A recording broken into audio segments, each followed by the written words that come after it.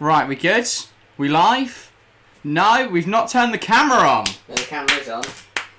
Oh. Oh. No, wait, hang on. You think still here, you do. Right, hi guys. Harry's forgot to turn the camera on or something bad. We should be live properly now. There you go. Oh, I'm back. Hello everyone and welcome back to the Football Chat Live. Yeah, we're back. It is West Ham versus Manchester City today. We were of course here on Friday night for Crystal Palace Arsenal, and we're back now to the reigning champions face off against the Hammers. I'll be honest, I am very excited again for this game. Premier League football is back. It's been brilliant to see, and we've got a lot to talk about, of course. Chelsea fan bringing up probably our biggest topic, which is Man U in the mud. In the mud. United in the mud. It's a bit comical, isn't it?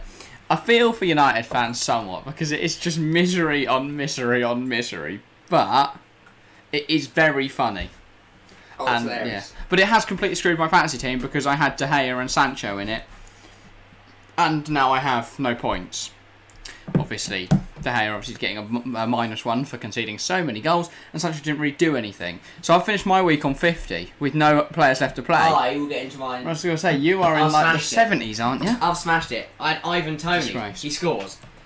But yeah, welcome Chelsea fan, welcome Ryan Tune as well. Great to see you on this very, very Hot. Sunday yeah, afternoon. humid Sunday afternoon. It's quite hot.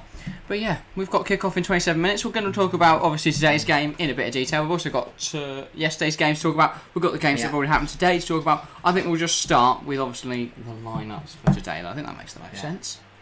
Yeah, today is probably the best game we've seen so far. See, Friday night we're here. We watched Arsenal vs Palace. It was a great game. 3 o'clock kickoffs. Aston Villa had a bit of a mare.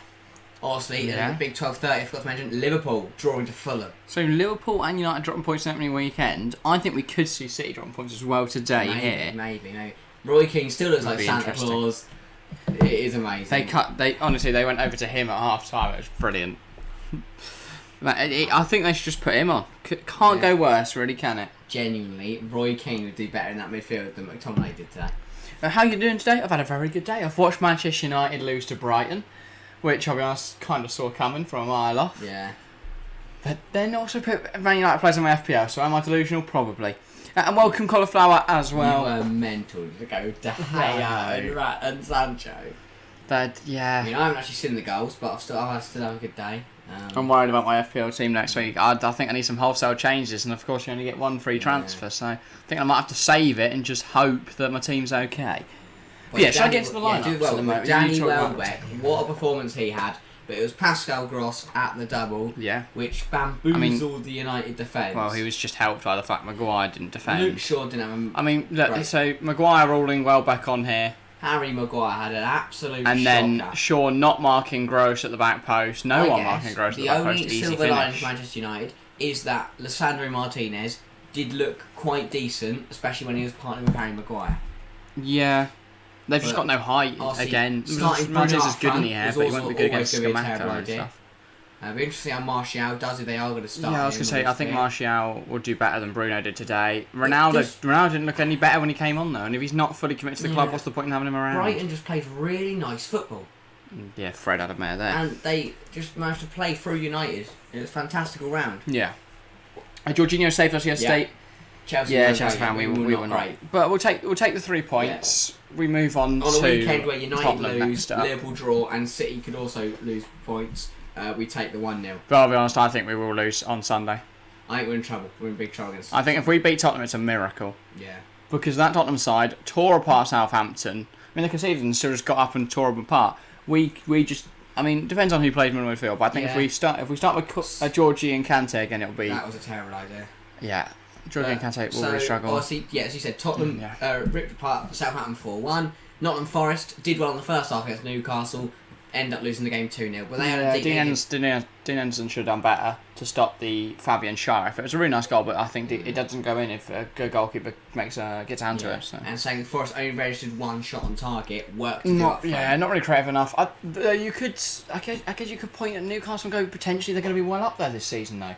They could be in and around the UCL, UEL spot. Yeah. So. Yeah.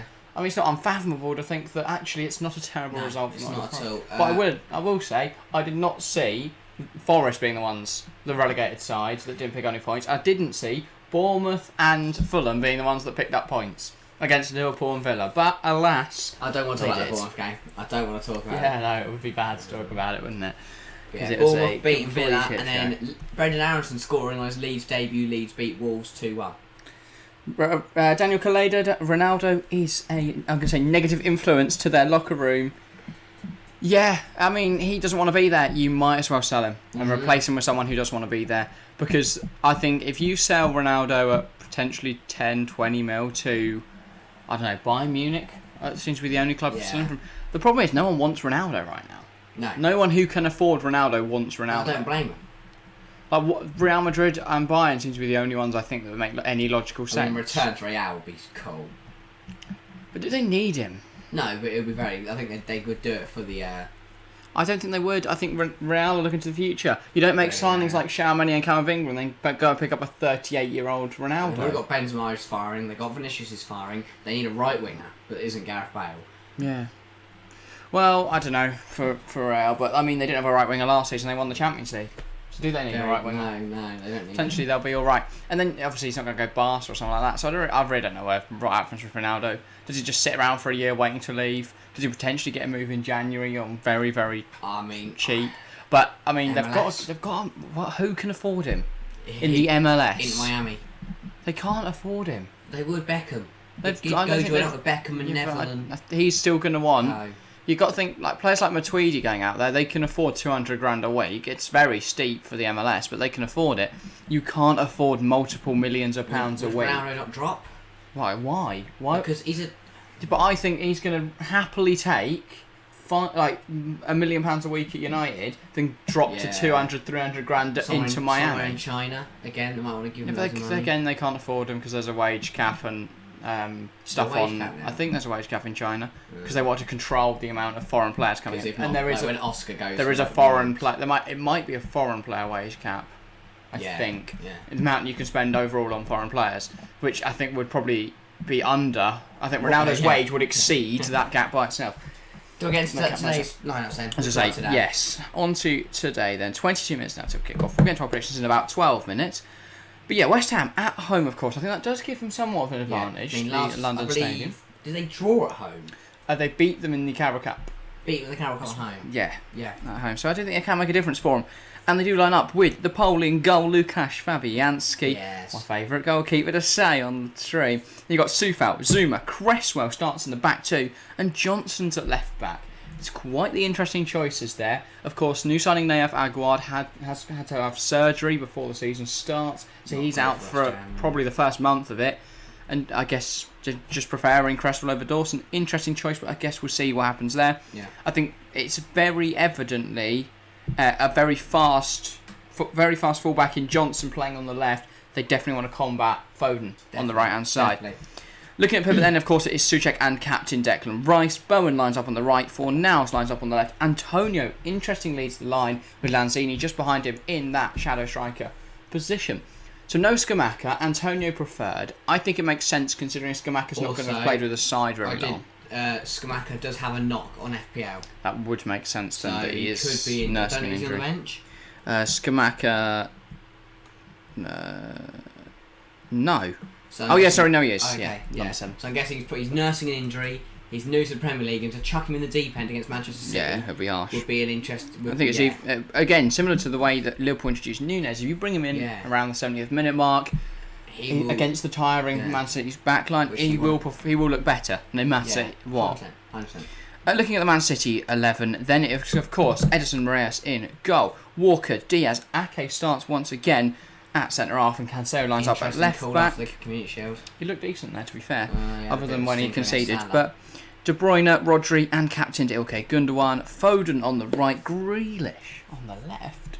Again. Haaland leads the line. But what options do they have in wide areas? Foden on the left, Mahrez on the right. Obviously, Bernardo Silva looks like he's on his way out. Bernardo does look to be going now, because once Barcelona sell Frankie de Jong for 80 mil, they're going to spend 100 on Bernardo Silva or something stupid like that. City sold all their wingers and bought in Haaland. Alvarez can do a job out wide. That's why, I mean, I've said it. I think City and Liverpool will drop off because it's going to take time for Haaland and Nunes to adapt. I mean, Nunes maybe not It so. wasn't, Seen him. well, but Liverpool's still playing poorly, so I'm still taking that all the way to the bank. They didn't look great against Fulham. I think they've just not got a midfield. I really cannot wait until the point is proved that Trent Alexander-Arnold cannot defend. And we can not defend. That's so evident. I know, loads of people say he's a world-class right-back because he can cross a ball. He's still a world-class right-back who just can't defend. But everyone knows he can't defend. Which then leaves Liverpool, very vulnerable. Yeah. Regardless, yeah, great result for Fulham. Great performance from Fulham. I think they look very solid, actually. Reed and Palhinha in the middle together. That pivot played very strongly. I do think they need a centre-half, though. Yeah, but I mean, equally, though, it showed... If start Mitrovic in the Premier League, you do get goals. Obviously, in 2 years ago when Scott Parker refused to play him, and Fulham went down. It makes a difference though. They played Liverpool opening weekend that year, and they lost I think 5-0. Yeah. So they have definitely improved. It'll be interesting to see how they get on from this point forth. But I am predicting that Fulham could stay out this year. I mean, if you want to know how we predicted, I think I put Fulham to stay up in our 2022-23 predictions. Yeah, just getting relegated compared to last time when they got battered and finished bottom. But yeah, 8 minutes till we give our predictions. Anything else we want to discuss? I mean, Haaland is a big one. Yeah. Will he score today?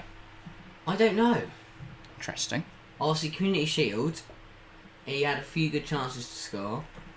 And he didn't take them. It's really interesting. Be interesting to see how he does today. Against Kurt Zuma, I think that could be a good battle, but maybe he'll look to target Cresswell and try and attack Cresswell because he knows he is that weak. I would guess. Well, Cresswell could be considered the weak point in that partnership. If that is Aguard, then maybe it would be a different game. I think I wouldn't be too worried about Grealish up against. Not too. I think whoever plays against Haaland is going to struggle. Yeah, very true. I think maybe Foden against Ben Johnson could be an interesting battle as well. That's the wide, as we saw, City need to cross the ball to Haaland, but they don't know how to play like that. But that's why the wide areas are going to be crucial. The overlap from Cancelo, the overlap from Walker. They have to double mark West Ham, and it's whether Bowen and is it Fornals? Yeah, Bowen and Fornals. Wing, yeah. They've got to track back and work as well. But the difference is they've got to. What they can't do is if they do track back those wingers, they've got to get up for West Ham to attack as well, which is always the hard thing about playing Man City. Yeah. Yeah, De Jong will step Barca. He won't go to Man U now, but we will see. He's not going to Man U. No, they don't have the money. He's going to be going to Chelsea. That should be a done deal in the next few days, which would be nice to see. Of course, Werner on his way out now. Hopefully, if the funds from that can help to fund the De Jong deal, and hopefully the Fofana deal as well, because both of them seem very pricey, around 80 mil for both. But yeah, interesting deals from Chelsea. But yeah, De Jong definitely won't go to Man United. They do not have the money for that, and he doesn't. I don't imagine he'd want to go there regardless. Some other talking points then. I guess we talk about Man City's selection. Stones still not back in the side. Laporte obviously still injured. Okay, interesting. Calvin Phillips, of course, as well. Is this not the type of game you give him his debut against West Ham? Especially after watching that abysmal display. Or is it going to be Bournemouth where you give him his debut, which would be quite an easy game to debut in? Yeah, they might want to do that to prove that he's actually good.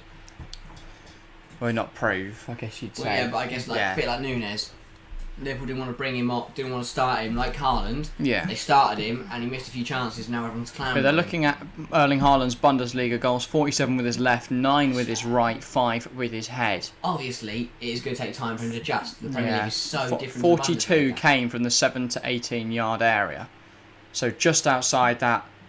Yeah, so inside the box, but just outside the small box. Look at it, his Bundesliga got 41% of his goals were from running into space, 31% from converting crosses. The problem is, that's not how Manchester City play. City don't play balls over the top. City don't put balls into the box. They play neat football, they knock it around between each other, and then they score a goal when they work it into the box. They play a passing and possession style of play. He will not be dropping back to get involved. No.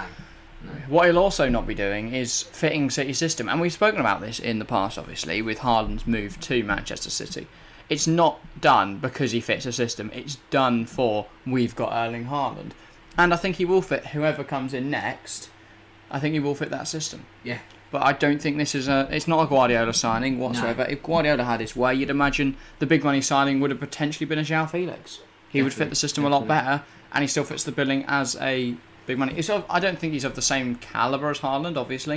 I think Haaland and Mbappe, in terms of that youngster debate, are miles clear of anyone else. Yeah. But Felix is still a fantastic player. He would have fit the system a lot better, but Haaland just doesn't. Equally, Haaland does have the physicality to play in the Premier League, so Yeah. Man City, looking long term, yes, he doesn't fit the system, but he will be a good Premier League player.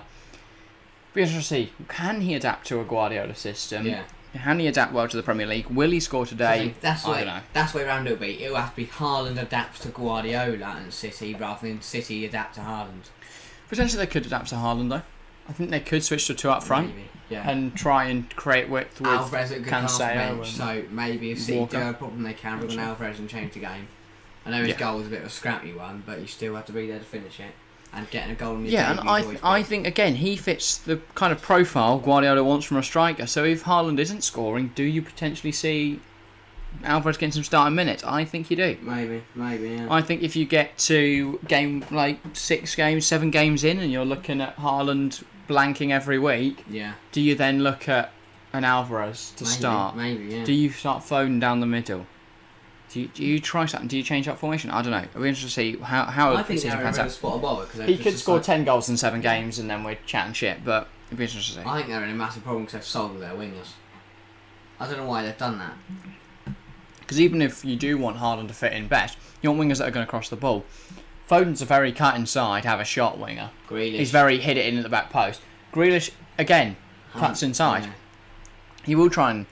He will get to the byline though. He will put balls into Haaland, Mahrez but he's not cuts exactly inside. very good at what he does. Grealish. Okay, No. yeah, the point of City system is the wingers come inside and the fullbacks go wider, but the fullbacks don't then cross the ball They in. drill it back to the edge of the area where De Bruyne's waiting. Yeah. So I don't know how Haaland will get on. I think it'll be interesting. A lot of people backing him though. 41% in FPL have picked Erling Haaland. I haven't. I picked Ivan Toney and Ivan Toney scores. I've got to check my FPL points. I am fuming at my strikers because I picked Havertz, Nunes and Jesus. Nunes obviously didn't start, but he did then get goal and assist, to be fair to the lad. Jesus blanked, Havertz blanked. I think Havertz is the one I'll move out quickest, but I'm going to keep him around for Tottenham for now because I think I have more pressing 66. issues in the fact that Doherty doesn't start for him, or at least didn't who they play at Southampton. So yeah, I don't really know how I'm gonna salvage my fantasy team. I'm on Little bit 66, in the mud. but I'm hoping Tony will get at least one bonus point. You'd imagine so. He scored to get him back in it. So you imagine, 1 or 2. Yeah, I was kind of. It's an interesting result. It's a bit of a nothing result, 1-1 between Brentford and Leicester. 2-2. Interesting. 2-2. But To Leicester, draw. Leicester were 2-0 up and then they bottled it. It's interesting. I do like that the guys who combined for the first goal, Castagna and Madison, both players that are looking potentially at exiting the club. Yeah. So Leicester with work to do. Are you doing the Chelsea Tottenham game next week? I'll be here for it. Of course, we're going to be doing Chelsea versus Tottenham next week. So hopefully Chelsea win that. But again, as I say, I'm not confident we're going to win that at all. No. I'm very worried. I think if you look at the fact Tottenham beat Southampton comfortably 4-1 and we struggled to get a result over the line at Everton, we didn't create anything in that game, and I think our team's going to take time to adjust It'll be to very playing with Chelsea each other. It's not ready yet to play Tottenham. 0-0, even game, 70th minute, on comes Richarlison. I think 1-0. Richarlison will start, and I think he'll score early. Would be my prediction now. Maybe. That they'll give Richarlison his first. He loves a goal against Chelsea. It's a great way to endear himself to his new fans. I think that's how he'll start. But yeah, should we get into predictions? We've got 10 minutes till kick off, so I suppose It's an interesting hop one. right into it. It's a really tough one, I think. It could go either way. Well, obviously, every game of football can go either way, but yeah, I mean, I know what I'm going for. I think I know what you'll go for, but I'm intrigued. What's your prediction? West Ham versus Manchester City. I'm going to say City just edge it. Yeah? I'm going to say 2-1 City. West Ham goal from Jarrod Bowen to maybe put them in the lead. Yeah. And then it's like our first half, West Ham 1-0 up, City in the mud. And then second half, it'll be Alvarez and De Bruyne to save City. So you're going to set you in. I'm going to go for a West Ham win. Little bit out there with the prediction. I think I said this on the Premier League predictions. I think West Ham will win. Oh no, we didn't. We didn't do predictions on for this game because we were doing it on live. Sure, I know what I said. But yeah, I'm gonna go West Ham 3, Man City 2.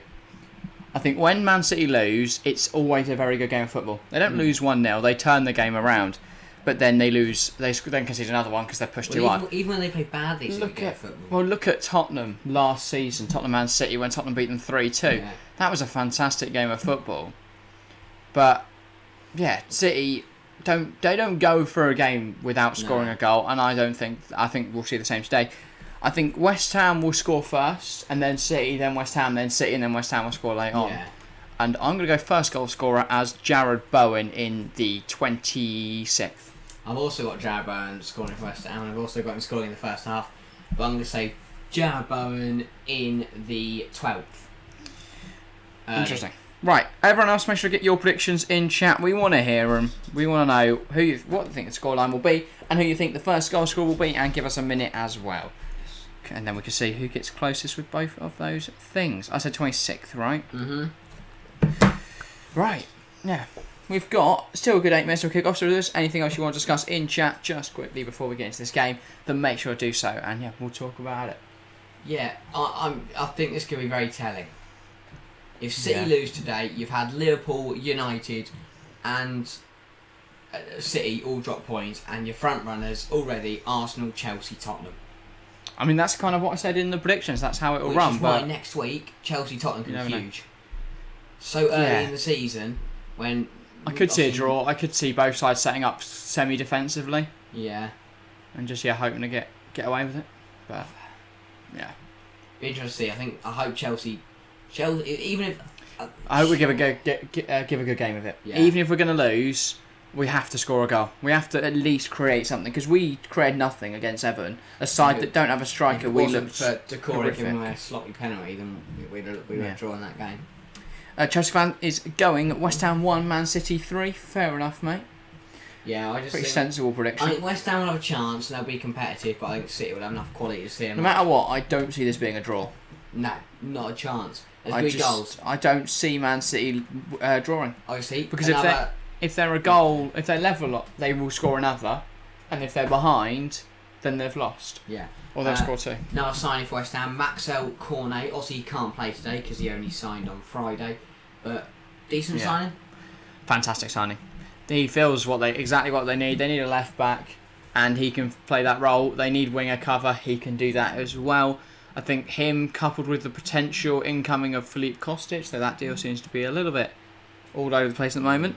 They did lose out on Amadou Onana though, which I think is massive. He's going to Everton now, and that will help them out massively. But they need defensive cover. West Ham, they can't go through this season with only Souček and Rice at the club. Yeah. And Connor Coventry as their backup option. It's not going to run. No. They have to bring in defensive midfielder. West Ham. If not, they are going to struggle deep into this season. It's a congested fixture list. We've got the World Cup. If either of Souček or Rice get injured, you cannot start Connor Coventry. No. You just can't. You can't play Lanzini middle I field. think they'll drop 4 nails of Lanzini deeper. Yeah, but that's just. I think they have to bring in. Yeah, they have to bring someone in. You touched on Everton there, and we've touched on it a bit. Obviously, Chelsea game last night. Chelsea weren't good enough, but Everton again in injury trouble. Ben Godfrey, I think Frank came off with quite a nasty injury. Frank said small fracture of his fibula, I believe it was. Which Mina, of course, came off with his recurring ankle also injury. has an ankle injury problem there. So it's not looking good. More woes for an Everton side that is already hindered by its lack of players. Of course, they will have Rondon back for next week against Villa. I think it's a game they can win. I honestly do. Villa looked horrific against Bournemouth. We were ravaged. And Everton didn't look terrible against Chelsea, but then equally Chelsea did make it easy for them. So it'll be interesting to see how that game pans out. That's not today though. Today is West Ham versus Manchester City. We kick off in 5 minutes. The players are now making their way into the tunnel, so they can soon head out of it. Big chance for West Ham to prove that they're not to be messed with. To prove that they're. Well, I mean, if they win today, you're 3 points up on Man City. Yeah. You're right at the sharp end of the league. There's no reason why, given I think they've got a decent run. Can't run up after this. Yeah. So there's no reason they can't make a good go of it early this season and then hopefully benefit from that later in the season. Cameras are very much focused on Erling Haaland. He's got a point to prove. Because he didn't play. He did not play well in the Community Shield final. Is that I see? He needs to put a performance. The man I see. Michael Oliver refereeing today. We're in for a fun one. Let's get excited. Yeah. They play Forest next week. West Ham away. That should be a win. Yeah. Then they've got Brighton at home. Brighton looked good against Man United, but equally Man United were terrible. So that could be a win as well. Villa after that is a comfortable win for West Ham. You cannot tell me off that performance Depends. Steven Gerrard's mighty villains are going to give them even... Depends. It's what the team is. Like We've found any some kind of form, game. man. I don't think so. I think if they could win today, they could easily take 12 points from their first 12. Chelsea or Tottenham are going to drop points next week. Arsenal, you never know when they're just going to randomly drop points, and Liverpool drop points already. So West Ham can make a really good go at the Premier League's table if they can do something here. This is at the Olympic Stadium. And then they play Tottenham and Chelsea 5 and 6. But we don't mention that. No.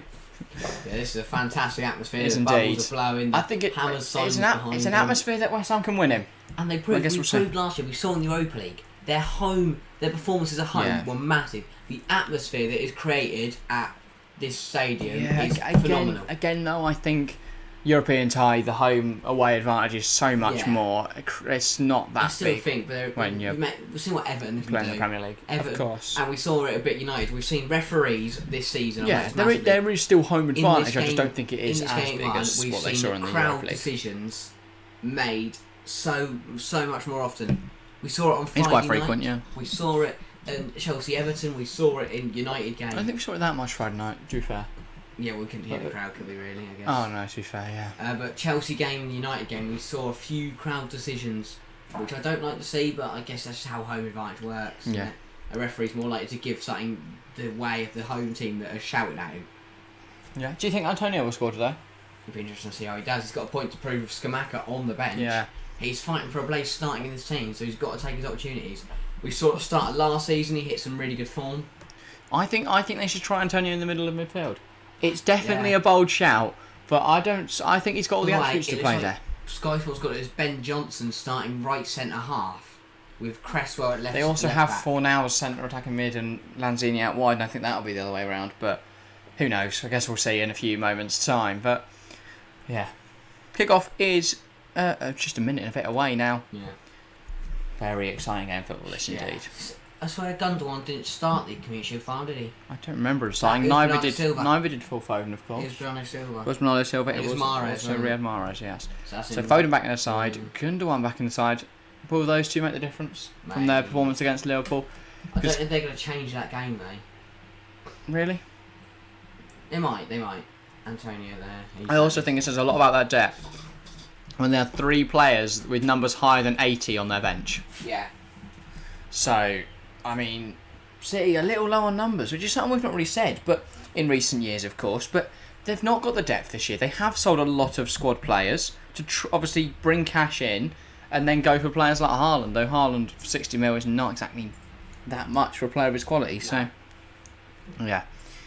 They are just focusing in again on Haaland's goal scoring record, 89 games, 86 goals. It's absolutely insane, an absolute freak of nature Erling Haaland is, but he's got to prove himself in the Premier League, and this is his chance to do so in, I have to say, that gorgeous Manchester City third strip. The third. Whoa, what's the third? The neon green and black. Oh, no. It's lovely. Absolutely lovely. But yeah. Erling Haaland will get us started in today's game. That one's not too bad. Yeah, exactly.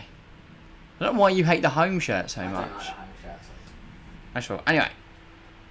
The cameramen make their way off the pitch. That one's walking a bit, but okay. Come on, mate, get a move on. We're all the whole stadium waiting for one bloke to waddle off the pitch. But yeah, he is now off the field. Still blowing. And yeah. Haaland with the ball at his feet. And he does get us started in this game. West Ham versus Manchester City. And it's live. Oh. Right, Martin. Martin Tyler-esque, yeah. And West Ham have started the faster of the both sides. Fornals coming around. Yeah, he's not. He's lost the ball immediately to Carl Walker. That's good. That's a good start. No, he was bursting down the left. They managed to win the ball back quite early, West Ham. Bursting down the left. I thought he's going to go, and then he just miscontrolled it off the pitch. So it's Ben Johnson at centre half. He knocks it back to Fabianski, the Poland goal. He's under a lot of pressure from Phil Foden here. And he's just gone. Let's take a step back, but then, yeah, pumps it long. Finds Jared Bowen, but Ake wins it back.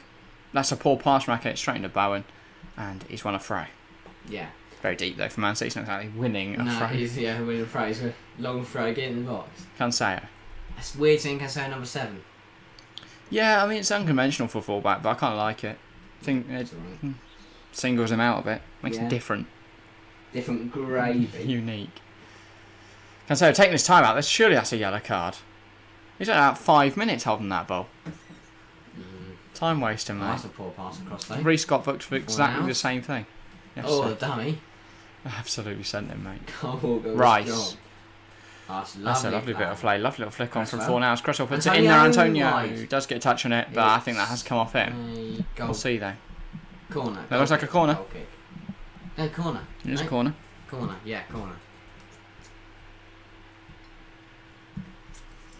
West Ham starting fast, starting early. This is a chance they could definitely score from. They've got aerial presence. They've got Antonio. They've got Rice. They've got Kurt Zouma in there. When you even have a sniff of an opportunity, a sniff of being on and top, Thomas Souček, of you course, have to as take well. it. The main man, who I completely forgot to So you mention. foul on the edge. No, but the ball's whipped in. It's a decent ball in there. Zouma back in. Antonio can't get to it. Bowen takes it down, Good fires block. into the nearest man. 4 nails. He gets the ball That's a back good in. delivery. Antonio! Antonio! Not far away at all. Just over the bar from Mikel Very good Antonio. start from West Ham. Yeah, West Ham making a game of it so far. I mean, it's only been 2 minutes, but they're having shots. Just more than we can say for clubs like Palace against Arsenal. I don't think Rangers a shot on target until like the 40th minute. Rangers a shot at all, I think, until the 40th minute. But yeah, West Ham certainly challenging Manchester City at the start. But again, proving there, Antonio, Bowen, they look lively. They want to get on the score The question is, obviously, the battle of Antonio versus Scamacca. Does Scamacca put that away? I think that's a bit too early to call. And Edison's down. Potentially, yes, but his aerial prowess cannot be understated. Edison is down. Of course, Man City do now have Stefan Ortega, who they picked up on a free in the summer, to turn to if they have to bring off Edison in this game. Antonio already talked to the referee about something, having a little laugh. But yeah, pulled away vice-captain Rice eventually. Good start, West Ham. Indeed, it is Chelsea fan. They do look lively in this game. I don't think they're going to Cancelled Erling Haaland. let Man City all over them. Yeah. But he's definitely got a point to prove today. Erling Haaland, yeah. I mean, the Community Shield final was not a good enough performance from him. No. He doesn't look to fit in this system at all, which is what we expected going into it. But yeah, I don't know. They're going to just keep trying, I presume, and trying to make it work. Yeah, he's got I was going to say, a knock to the face, Edison. I presume that was in the corner kick. We'll see here. Quite bruised up in the morning. Yeah, just caught actually by the elbow of Ruben Diaz, I believe that was. That's his own player, I guess. Yeah. Let's go send off Diaz. Okay. Haaland does get involved in the play and he knocks it down to Cancelo. Lovely turn from Cancelo. Spun Bowen. Haaland. Cancelo. Poor touch. Oh, no, it's come off. Jared Bowen, sorry. Cancelo. Gundogan. Back with the Portuguese left back and now it's back to Ilkay Gundogan. He knocks it back to Ake. He's going to take his time, just slowly driving out of the defence. And he gives it back to the Poland goal. Not the Poland goal, sorry. The Brazilian in the nets. Not got the same ring to it, has it? Man's like a kid. Welcome back to the stream. Cancelo knocks it back to Edison. Not the Poland goal. No. Diaz. I think last time we had you sit off City. Yeah. Sit off Man City and let them just have the ball like this, but they won't want them to do this. Rodri. Back to Ake. Let's force them back. Here is Jack Grealish. Driving down this left-hand side. He's got no one anywhere near him, so he's got time and space. He gives it to Gundogan. He finds Cancelo. Cancelo could do something on his right. Gives it back to Gundogan. Gundogan finds Grealish. This is lovely from Manchester City. Ball in from Grealish. Takes a deflection off of Ben Johnson and Fabianski. Claims with relative ease. Could have been more dangerous there if it was a better ball in from Grealish. Or potentially João Cancelo could have put the ball in there. They're not used to wanting to cross the ball. No. That's definitely something they're having to adapt to. They're used to having Gabriel Jesus or Raheem Sterling or Phil Foden in that 9 role, in the false 9 role, but now it is Erling Haaland. He is sort of more of a target forward. then target man up front rather than high and challenging for the ball. That's a good false nine. Game ahead is now all right. Now Haaland's got the ball at his feet. Heavy touch. Poor touch though, yeah. He's usually around to just push the ball forwards and run at the defences. You're not going to have that same kind of freedom, that kind of space to just sprint at people. This is not the Bundesliga anymore. The Premier League is a lot tougher. If he's at Dortmund, he's sitting on the last man, he's got the ball, he's turned and ran past him. There, he's had to drop deep into midfield, he's picked up the ball in midfield, so then when he's tried to charge through and run, he's just been stopped by the defender. Well, the 4-3-3 versus the 4-2-3-1, that Dortmund play obviously a 4-2-3-1, that attacking mid allows Haaland to be higher up because you've got someone linking the attack and the midfield. They don't have that. And Gundogan, obviously De Bruyne is a fantastic playmaker, but he doesn't make those forward runs.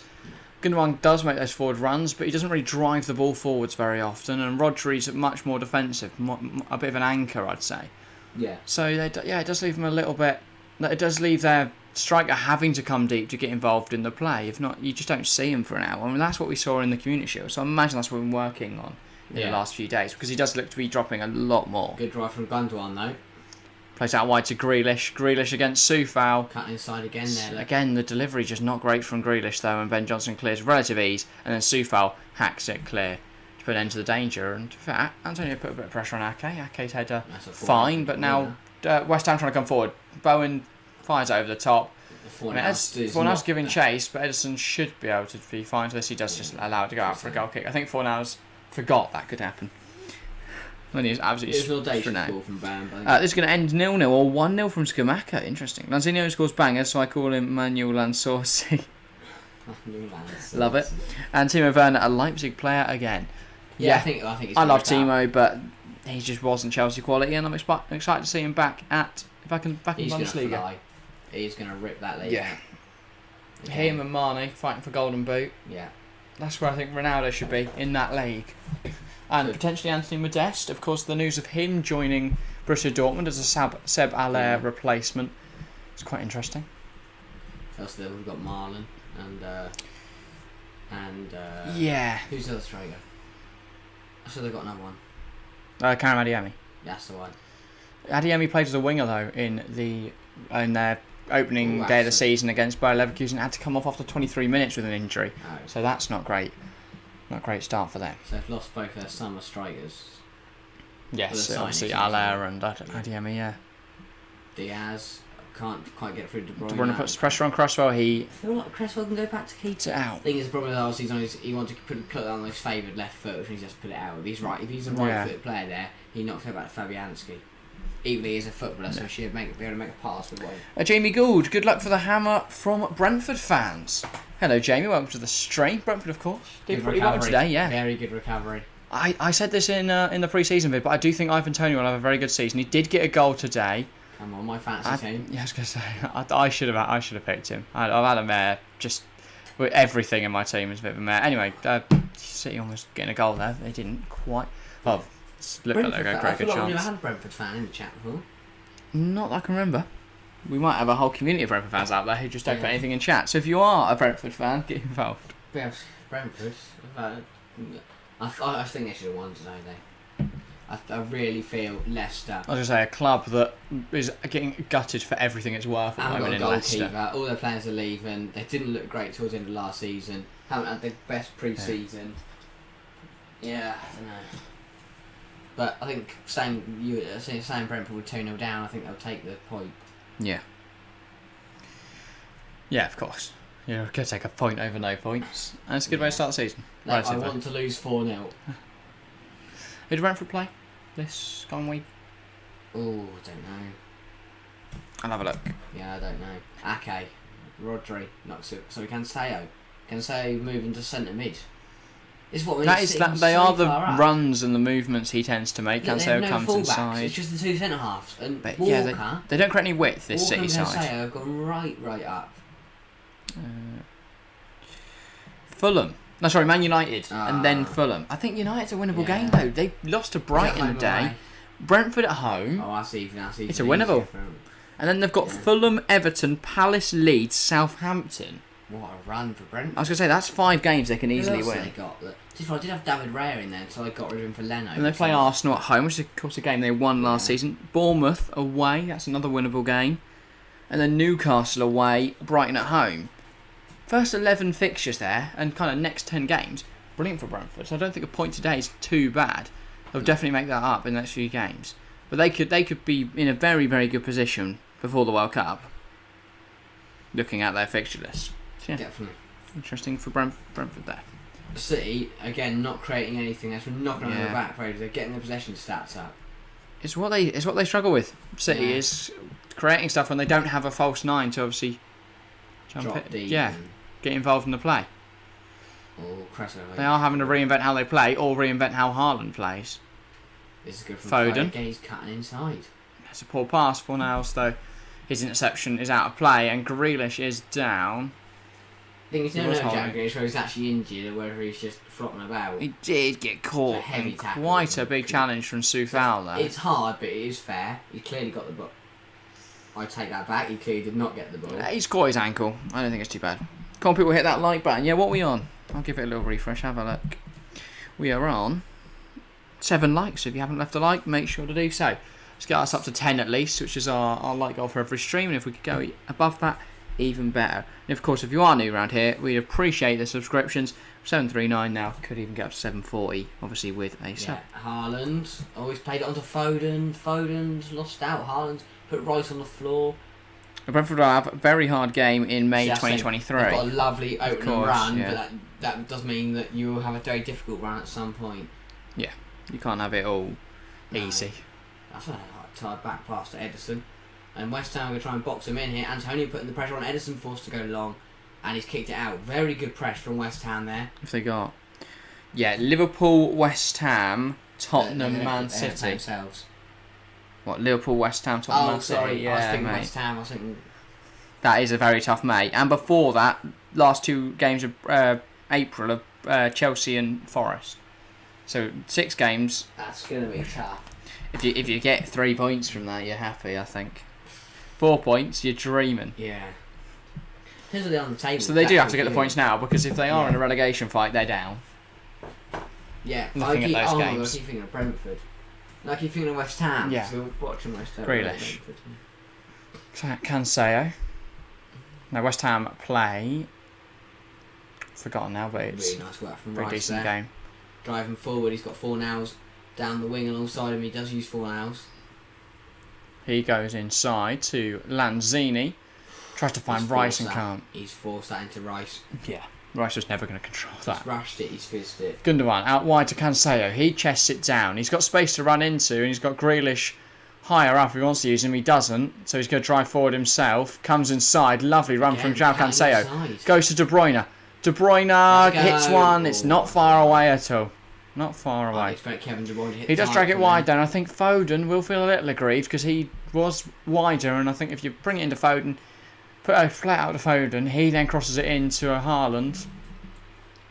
In that area, I'd expect someone like Kevin De Bruyne to at least test the keeper.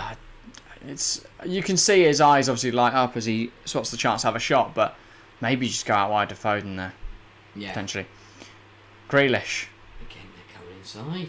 He goes to De Bruyne out wide.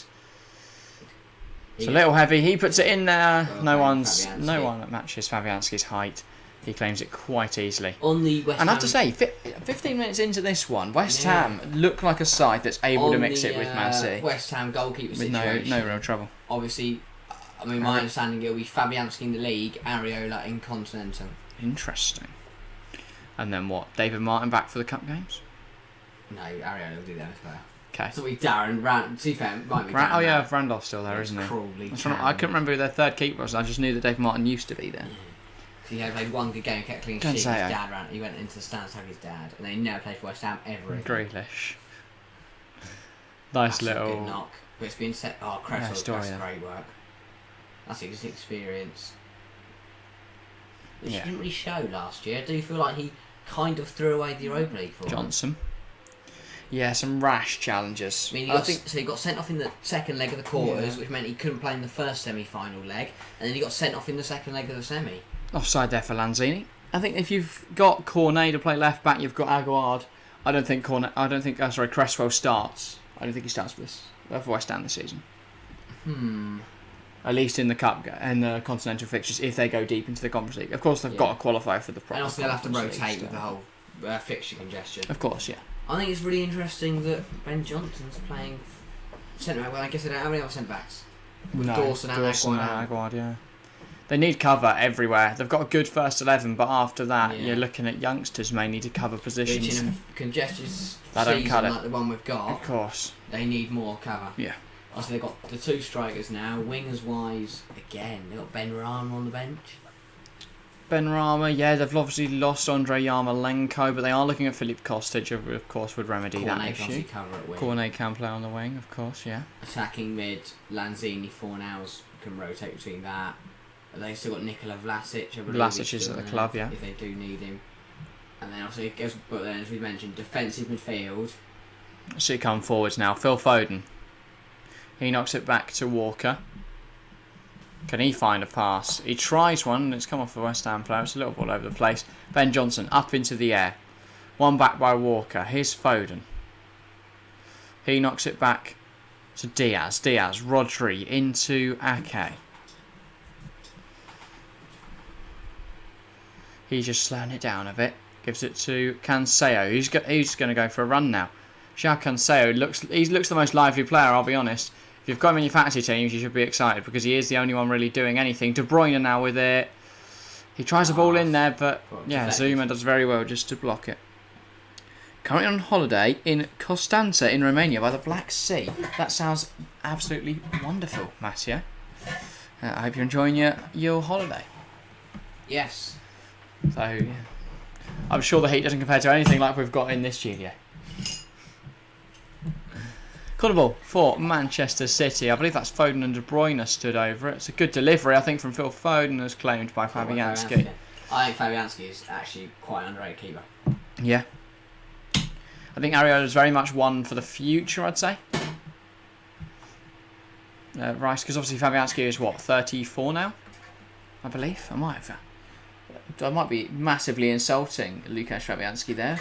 Apologies if you're like 32 or something. He's 37. Okay, I've massively underestimated how old Łukasz Fabianski is.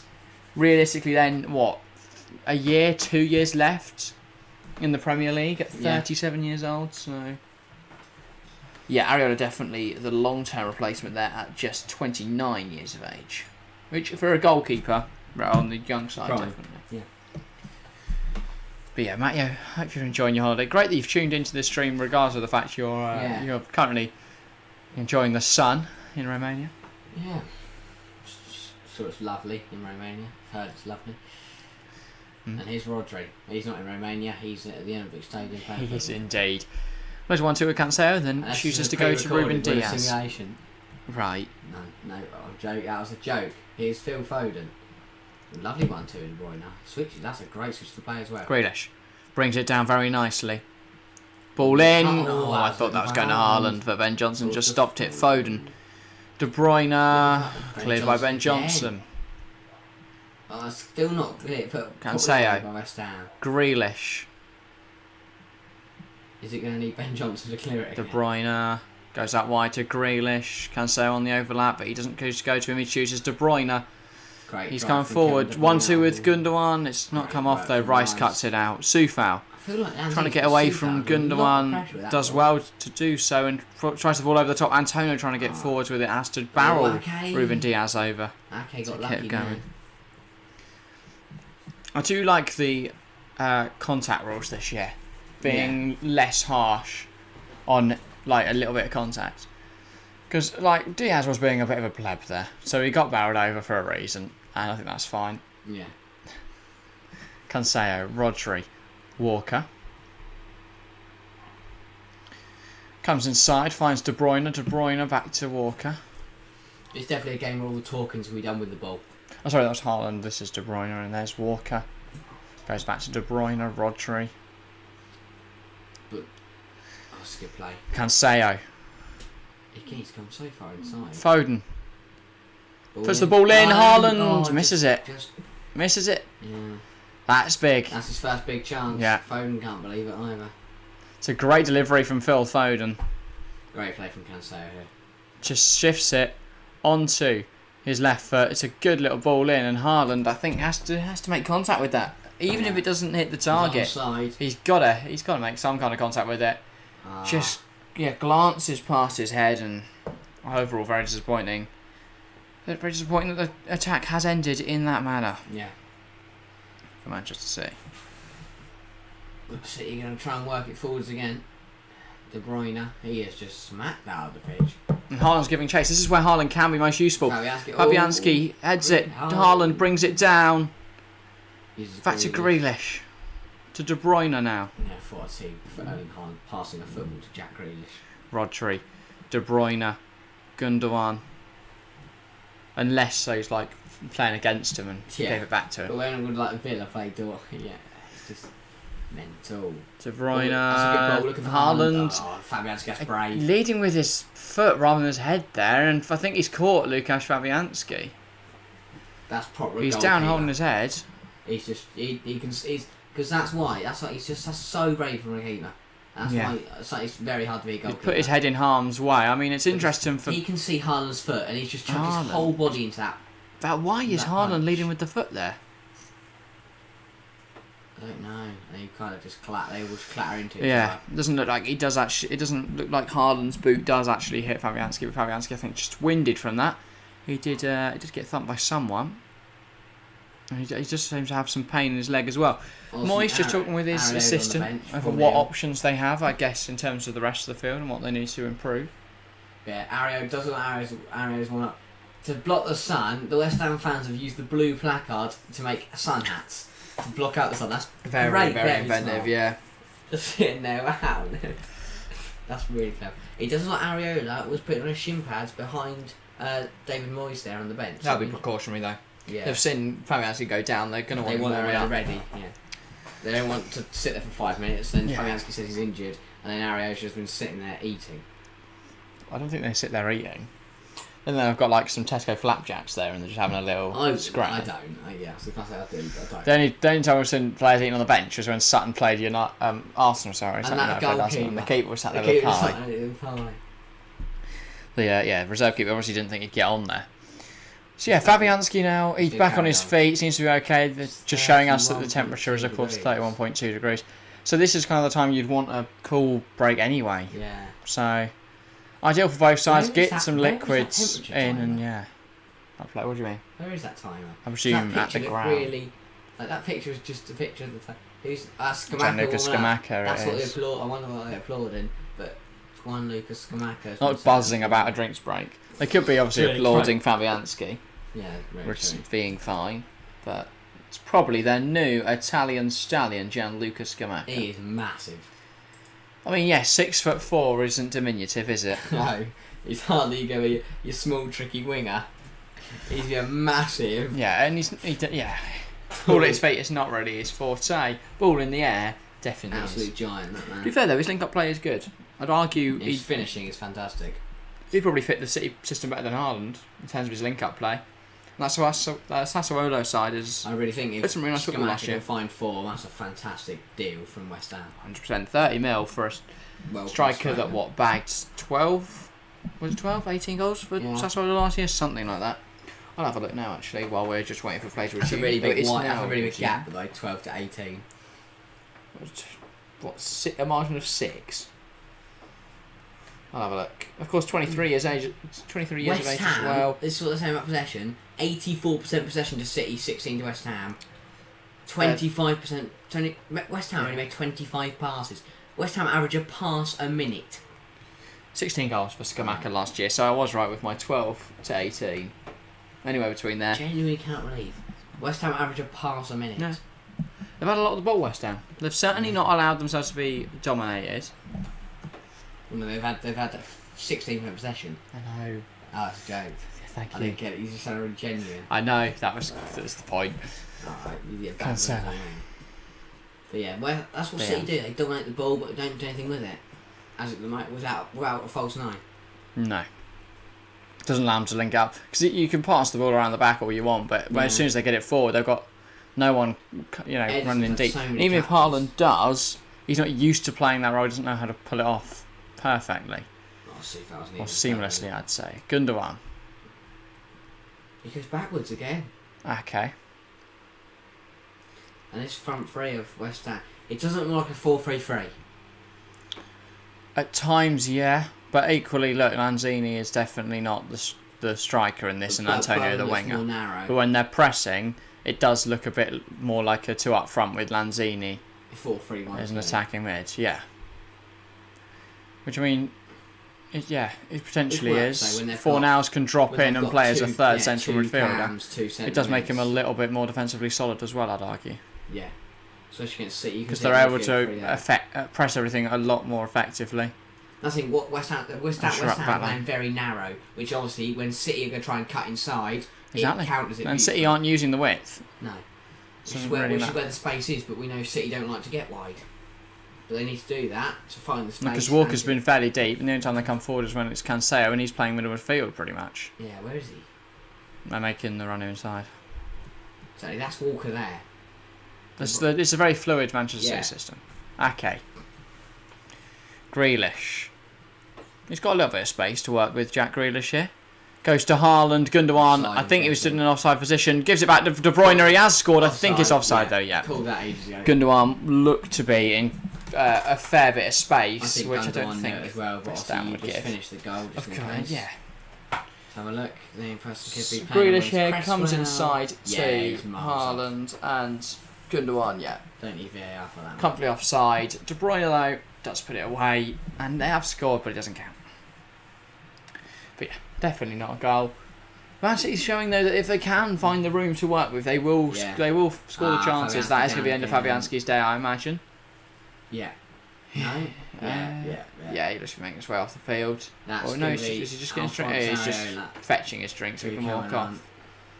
That's a big miss. I was going to say, it's not good for West Ham because they have them. There is a chance for Areola though to impress. And he's certainly not a bad keeper, as you say. Yeah, I'd argue his distribution is probably better than Fabianski. I don't think he's quite as good in the air as Lukas Fabianski. And at full stretch, I have to say they're fairly similar. I think in terms of commanding his area and his, as you said, his aerial ability, I think Fabianski's better. But in terms of distribution, and with working with the ball at his feet and shot stopping, I think shot stopping they're fairly equal. I think.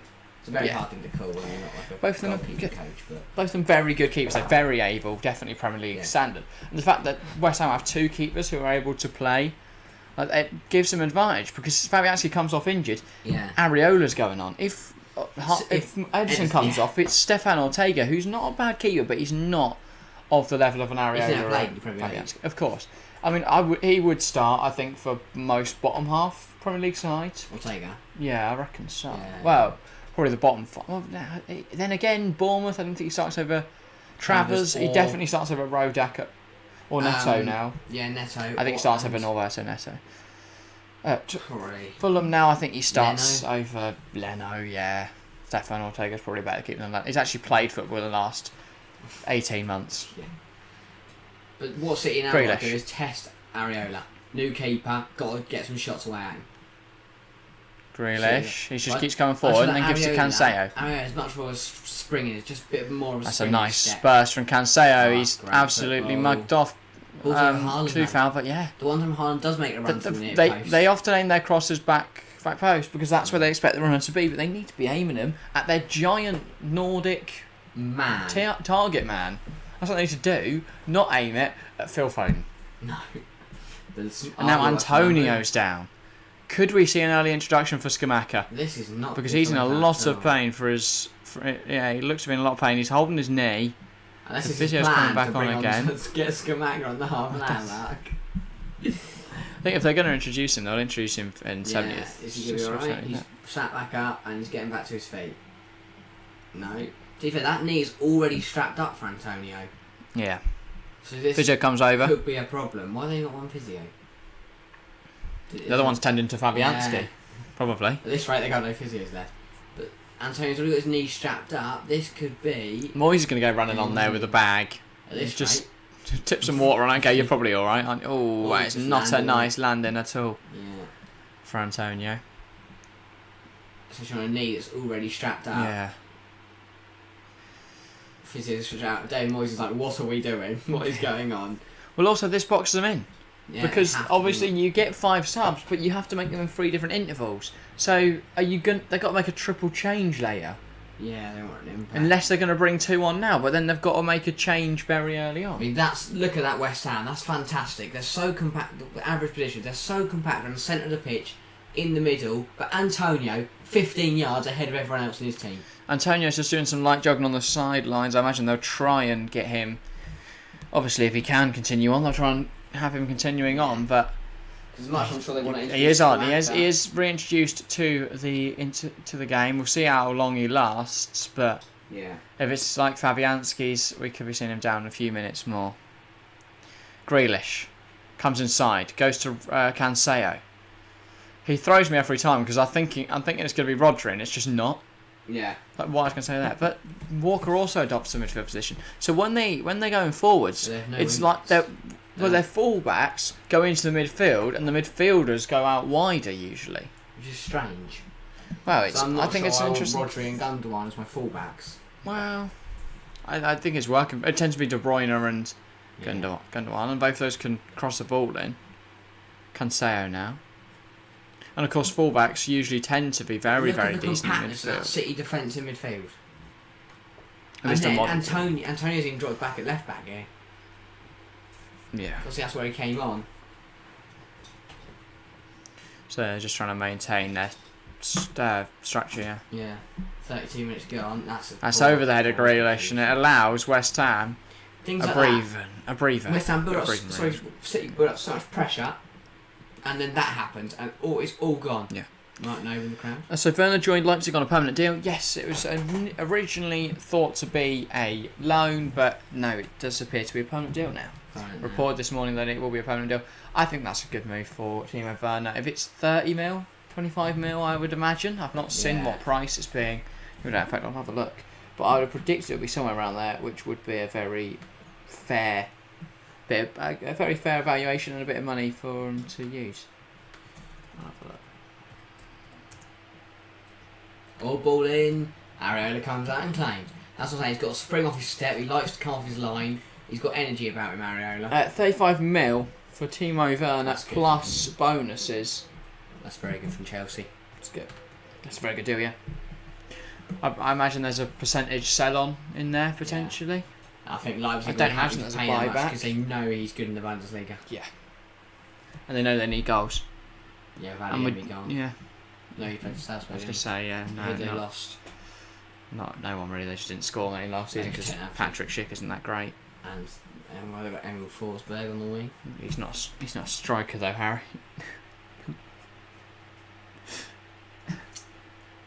No, that's what I was saying. That's where their goals probably come from. Yeah. Just looking at that though, despite City having like 85% of the ball, they've only had the same amount of shots as West Ham. Oh yeah. 3 each. West Ham have used the limited possession they've had to good effect so far, and the system's very effective. It's really effective. It is a bit dull, obviously, but it's going to get them the result. At least it is getting them the result at the moment. It's how you have to play against these big sides. And to be fair, it does create a more interesting spectacle than if they're just playing terribly. Haaland skips past Fabianski. Areola, sorry, he's won a penalty. Down Haaland, that's a stonewall penalty. Yeah. That's a great run from Haaland, and Areola had a bit of a mare very early on, and Haaland is making his way over to the spot. He puts it down. No, he doesn't. He's tying his lace. Yeah, that was... Gundogan slots in Haaland. He knows what he's doing there. Haaland. He knows Areola is all over the place. Does Fabianski make that foul? It's an interesting debate. I think coming on in this kind of game is very tough, and he's made an error. I think Areola's just because Haaland's running away there. You just don't need to put your hands out. The angle was tough for Haaland to score from it, but can he redeem himself? It's Haaland versus Of course, Areola. there is a new rule in the Premier League. You can stand behind the line and jump towards the line, so you do get a bit of a momentum push there. Will it make a difference for this penalty, though? The second penalty we've seen so far in the Premier League season. Of course, Jorginho made no error against Everton. Will Haaland score? Oh, yeah, sorry. This is big for Haaland. Penalty. If he misses this, he's going to regret it massively. Erling Haaland from the spot. I thought he'd missed it, but no. Perfect into the bottom corner. He sits down and does the what's it? I don't know what they call it, but yeah, the Haaland celebration, meditating. Yeah. Very good. Erling Haaland, first goal in the Premier League. It's not exactly how he would have wanted to take it. It's a penalty goal, but he's made no mistake from the spot. He did really well to win the pet pen, and that. Yeah, he created the pen himself. The way he won the pen shows what he can bring to the table. It was not a. I mean, he's thing with it. It has to come off the post, I think, though. So of course he has finished it, but yeah. That's a poor way for West. Because West I was going to say, that's they've done really well to not be broken down, and now they have been broken down. Haaland gets his first City goal. City get their first goal of this game, and it's West Ham United 0, Manchester City 1. See how they respond. Yeah. Do West got to Ham keep it now? the way they are. Do West Ham? What is really to see what happens if West Ham can keep us at 1-0, stay in the game, or whether City are going to open the floodgates. I don't think they'll open the floodgates. I think West Ham will stay in this game. But who knows? I still think it could go either way. But that's a helping hand. Because City aren't creating anything. That penalty's just kind of nowhere. And it could be a bit like Chelsea yesterday. Didn't create anything, but they've got a penalty and they've converted it, and that could be the difference. To be fair, City have been creating Haaland, they're not great chances. First City player to score on his Premier League debut since Ilkay Gundogan.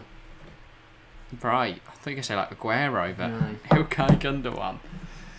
I don't Interesting, that. Ilkay Gundogan scored in his Premier League debut. I don't remember his Premier League debut, if I'm honest. No. Haaland now again. running at them with the ball. Confidence could be soaring for him now. Foden tries to find De Bruyne. Haaland runs at Ben Johnson. Ben Johnson probably terrified for his life.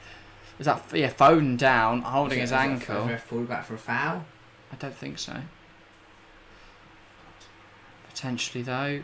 Rice, it's not a foul. He's not touched Phil Foden. Foden goes down. Yeah, he jumps over him and then I think he lands a little badly. No, it's a free kick.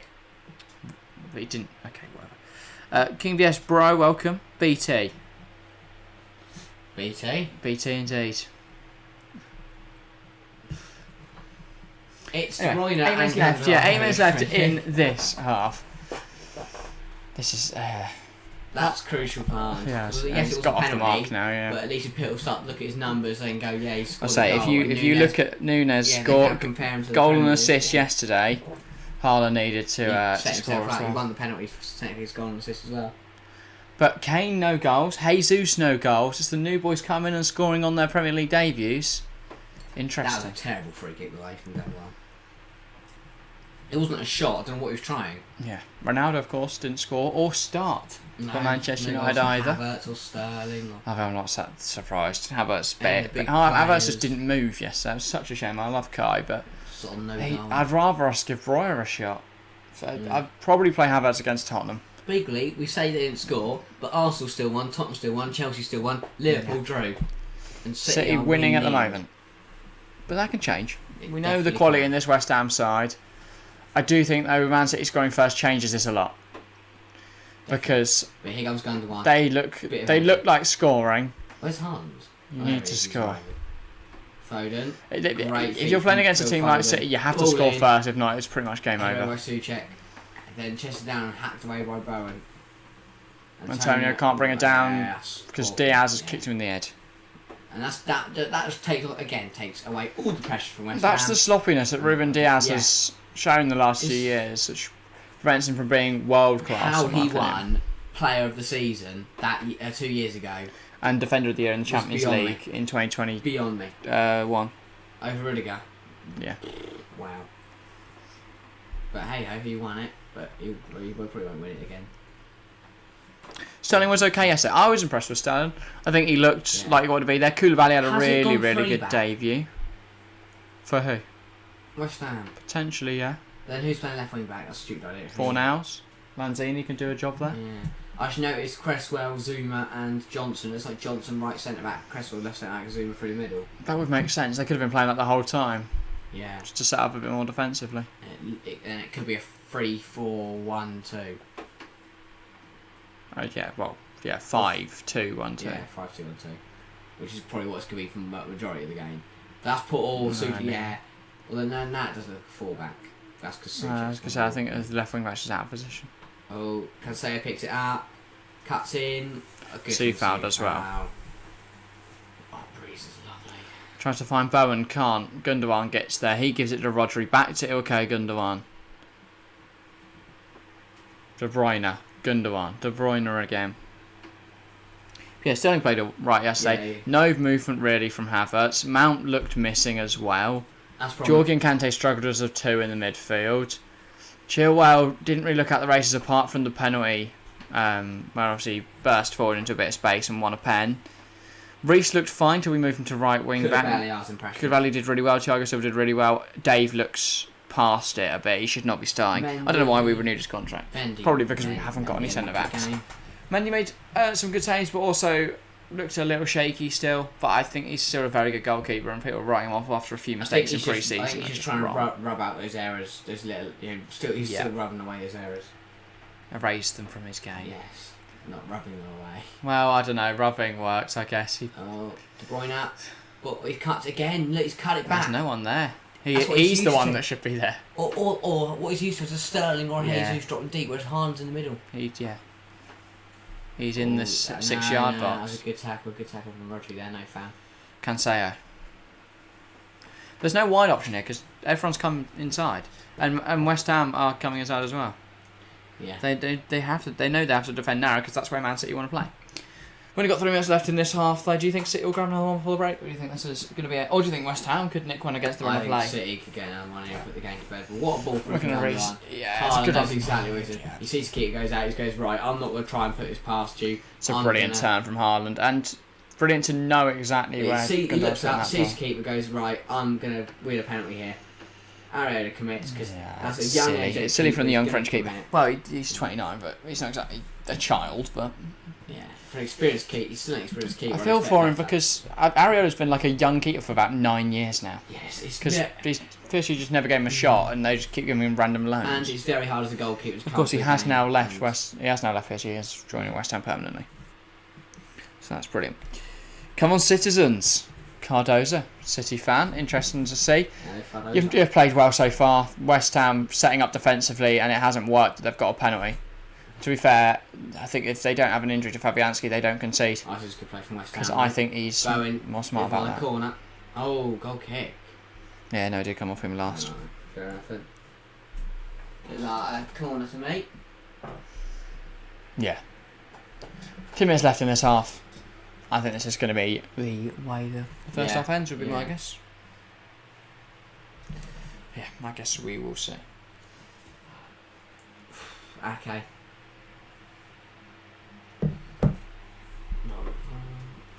Good knock. What was it? Yeah. Again, as he said, De Bruyne going out wide because Walker was coming inside. But I'm not sure I'd want that. Kyle Walker coming into my midfield and De Bruyne having been forced out wide. I don't think it's bad. I think De Bruyne's probably a better deliverer of a ball than Walker. I guess it worked more with Cancelo and Zinchenko. Because Zinchenko does play centre mid for Ukraine. Yeah. Obviously he's gone. Cancelo's now to left back. So they've got Kyle Walker right back. Yeah. Wow. Welcome, Cardoza. West Ham 40 successful passes. 340 for Man City, by the way. Wow. But that is more than 8 times as many. That's 8.5 times as many. West Ham don't even average a pass a minute anymore. Grealish. Successful pass a minute. Yeah, successful. Rodri.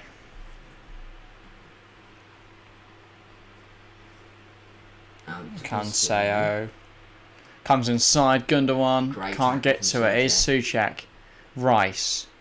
Ben Johnson. I think West Ham, I guess they need to create things. They just need to get on the ball a bit. And get more than 40 successful passes. I think their tactics have worked. And the only reason they're a goal down is because obviously we've had Fabianski go off and Areola then made the error. And we've had West Ham, obviously, the pauses in play when Fabianski went down, Antonio went down. They've just kind of jumbled the way they've been defending hard. Antonio went down, he hasn't been pressing as hard as all. I think at half time we could see the introduction of Haaland and Scamacca. Yeah. Haaland will be top scorer. AHD City. He's already joint top, hasn't he? Yeah. Well, no, sorry. Mitro top. Oh yeah, he might be joint top. 4 minutes ahead, sorry. Yeah, he'd have to have another to match King Mitro. Mike. Which, to be fair, but the amount of chances Haaland will have at City, if Mitrovic is even half as many goals as Haaland come the end of the season, then get Mitrovic in that City team for next year. Get King Leach. Cancelo. To score 2 goals against Liverpool in a Fulham side that doesn't really create anything. Very good work. No, to be fair, they did create well against Liverpool. To be fair, but Yeah. and When of course, Trent defends like they created well in the Championship last year. Oh yeah, they walked to that thing. That thing. It was to them, eh? The Championship. They walked it. That thing. Yeah, it was not a tough season for him.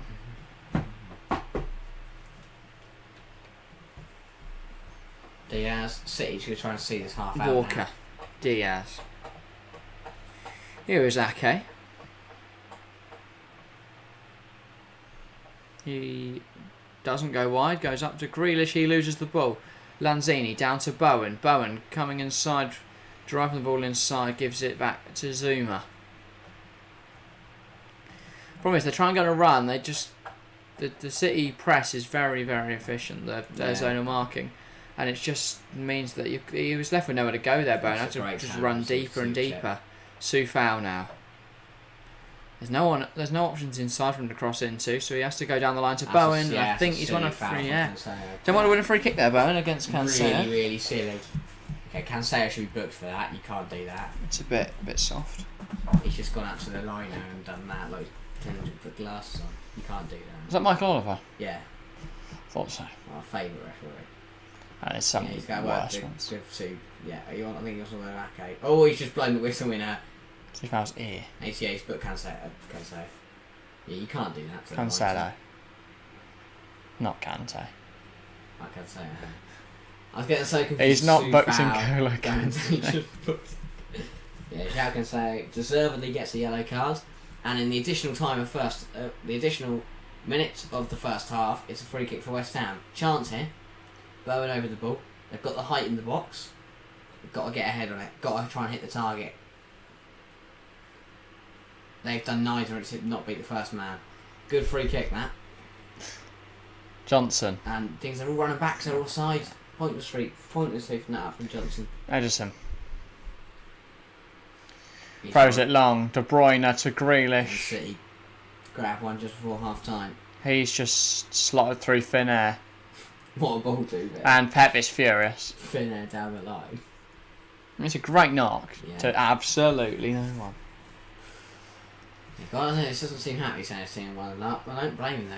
They created nothing, and they could be. The amount of possession 50 they've seconds had, left in this half. The amount of possession they've had, they could have had 3 or 4. But yeah. The fact they've scored one 100%. goal that came from penalty, I don't think he'd be very happy at all. No. We know Guardiola loves to batter teams 5-0. This has not been a convincing display. Haaland. Foden tries a nice little flick to De Bruyne. Hasn't come off it. It has found Walker. That's a great cross from Walker. It's very well cleared though by Souček, who absolutely flings himself at the ball. Yeah. Even though that looked like it was going near Haaland. Walker with the ball in his hands. Very much taking his time about this one. I think he wants to throw it long. He does throw it long, and Rice has it, and then he gets it up there. Antonio does bring it very nicely, and that is the half time. Right. Can I go quickly, and then I'll come back, and you can take a break once you've sorted out the half time break. Right. So all in a minute, people. Yeah. Well, that was a interesting half. I've watched better football, but I think that weren't too bad. weren't too bad from Manchester City. Chelsea fan, I'm going to make my dinner, be back soon. Okay, Chelsea fan, see you later, mate. Have a good dinner. Don't know what you're cooking, but I'm sure it'll be great. But I mean, let's be honest, it's fair to say Man City haven't been cooking anything. They've had a lot of the ball, a lot of possession, but they've done nothing with it. They've done absolutely nothing with it, and it's been poor, really. Obviously, they got the goal. Haaland, great run, wins the penalty, and then slots away the penalty, getting himself his first goal in the Premier League. But to be honest, I think they'll be very disappointed. City, the amount of possession they've had, I think they'd have expected more goals. In terms of West Ham, I think they'll be quite happy. They played, but also frustrated. They played really well. They've held off the Manchester City. Well, not really pressure, but the amount of possession City have had, it's put. City have managed to. West Ham have managed to hold them off. They've given City a good game. They started fast with a few chances. They've had a couple mini chances here and there, but not too much going forward.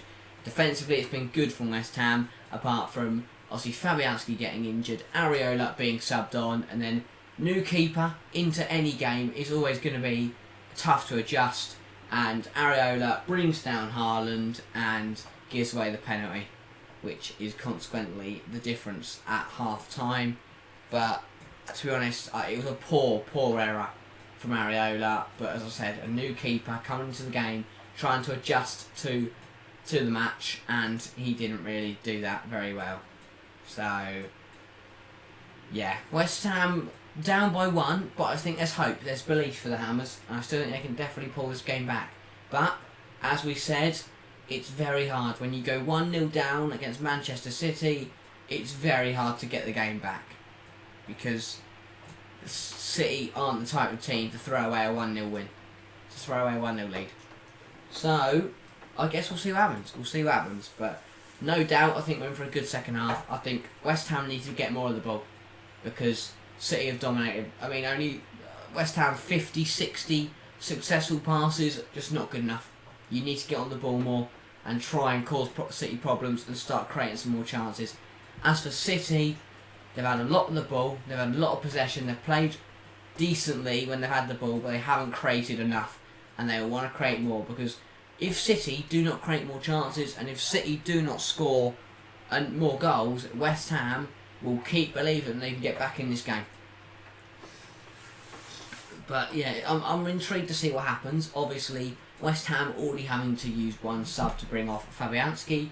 I still think Antonio carrying a knock and Gianluca Scamacca on the bench, their new signing from Sassuolo, yet to make an appearance. I feel like Antonio carrying the knock, maybe 10-15 minutes into the second half, we could see Scamacca enter the field, and let's see what he's got to offer, because I think he is going to be a big player for West Ham this season. A very talented player, great in the air, really tall, big, physical striker, exactly what they need, very good target man, but also pretty decent with the ball at his feet. As for his finishing, is superb. That Haaland penalty was so perfect thingy. Yes, it was. I mean, he did so well to win the penalty with the clever turn, and he knew exactly what he was doing to force Areola into the foul. And yeah, penalty, slap in the bottom corner. Really the difference maker in that first half. But yeah, it was a really good penalty, and Haaland, obviously, as we know, Erling Haaland has fantastic finishing. So I'm not surprised that he smashed that penalty home with accuracy and with, just class. It was a class penalty. And Areola did not stand a chance of saving it, sent the keeper the wrong way, good penalty. Right, you're back. Can I go now? Get a bit of fresh air before the start of the second half. Can't get over Roy Keane's beard, it's fantastic. Right. Hello all. I think it was a very perfect penalty. Very good start for Haaland's Premier League campaign, has to be said. Overall, though, a bit of a disappointing first half, I guess. West Ham, I think, could have played a little better. But, yeah, they were defensive. It would have worked had they not given away a penalty, because that's kind of how you've got to play against a team like Man City. You've just got to go super defensive and hope that you don't concede for a while and then maybe hit them on the counter. That was evidently their plan. It's kind of come unstuck due to the penalty, which was very well taken, as you say, by Erling Haaland. But, yeah. I don't know where West Ham go from here. Because are they going to come out the second half and try and attack Man City? Because we've seen how that doesn't go well, usually, for anyone. So, maybe they'll try that. Maybe they won't. It'll be interesting. But yeah, this is wonderfully taken by Gundogan. He spins, lovely ball through to Haaland. The way it passes perfect. Haaland gets there, and he doesn't have to knock it past Areola, which is obviously key. Changes direction. Areola catches him. Regardless, I just think, you just don't need to go in for that.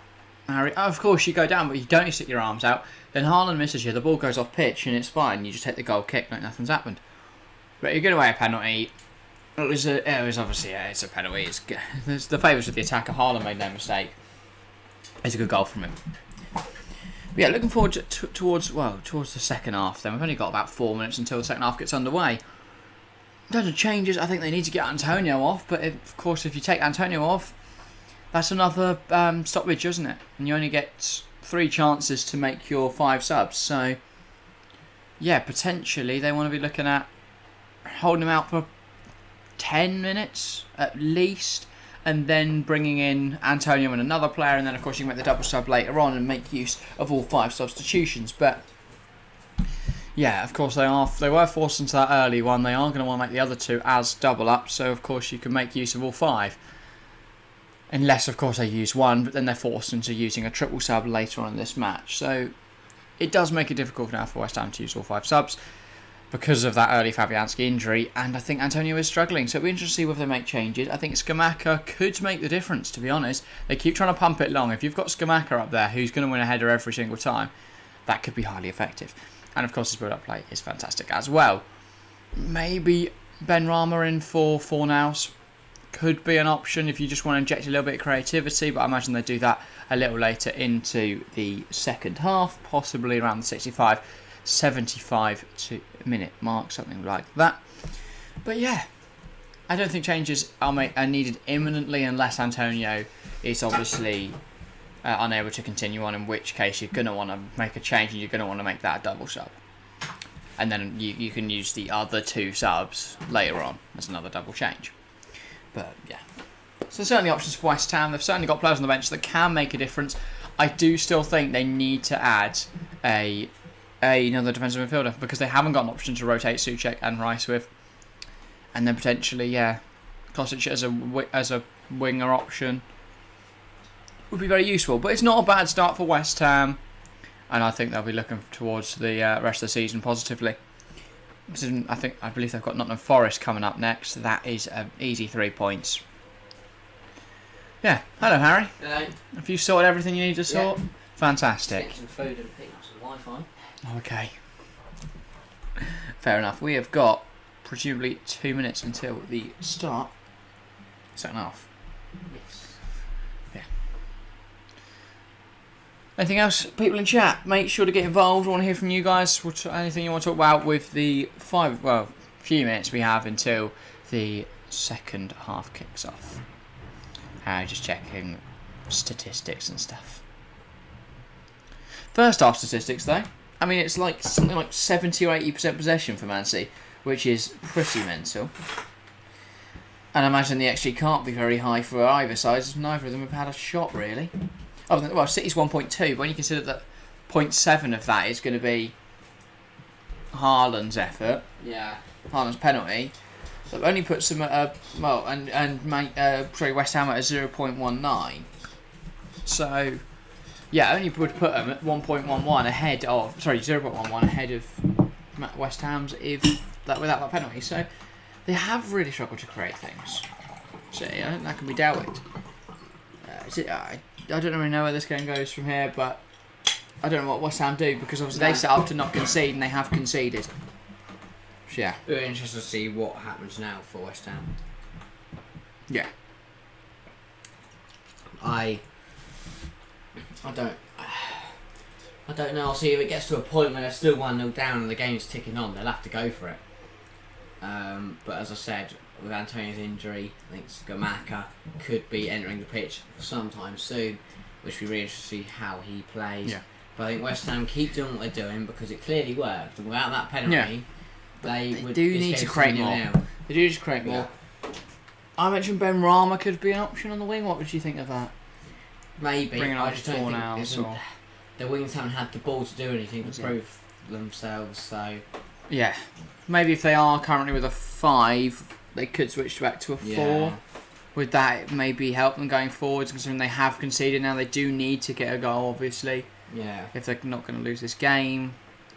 Do they take only losing 1-0 and just keep setting up defensively in the hope that potentially they can still get one on the counter and get a leveller? If they can keep playing the way they are, get it to 75 minutes, and then start again for the game. Because if they come out second half and just go for it, yes they could score, but yes they could find themselves 3-4-0 down. Then the game's gone. Yeah, of if course. they try and hold on for a little bit longer and then start to prove themselves a little bit more, then maybe they could then start to go for the game. But we'll see what happens. I think potentially getting Scamacca on as well. Yeah. Not only for obviously the fans, but I think it could make a huge difference. Yeah, definitely. Yeah. Impact will be big. SWFC Owl, welcome to the stream. Great to see you. It's been a little while if I'm not mistaken. But yeah, welcome back. I mean, what Sheffield Wednesday did in the most recent game. I don't remember. Should we have a look? Love how the streamers talk about the game, and then if someone joins and they're a fan of a club, we discuss that club briefly. It's half time. We've got a few minutes to discuss something else. Yeah, how did Sheffield Wednesday... He might have PTSD from their start of the season, I don't know. I believe they won the first game. League 1, they're 4th in the league with 4 points. They beat MK Dons. Yesterday. Second? Oh, okay. 1-0. They drew 3-3 with Portsmouth last weekend. That's a big win. MK Dons a good side. Well. And SWFC Owl has been on holiday. What do you mean, well?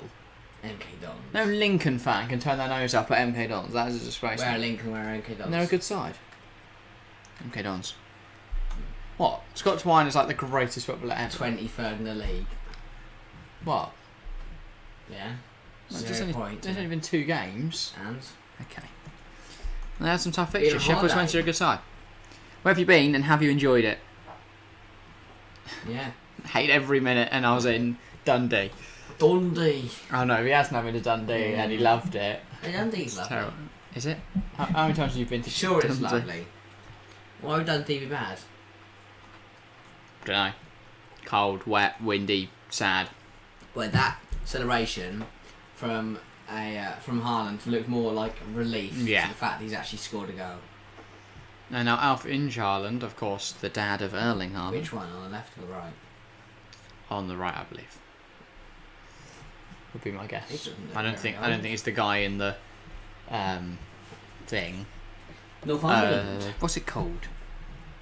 Lanyard, who's leading him around, leading the other bloke around. I think Alf Inge-Haaland knows the London Olympic Stadium like the back of his hand, but I might be wrong. Yeah, how is Northumberland? Where in North? What is Northumberland? I don't know. It's north.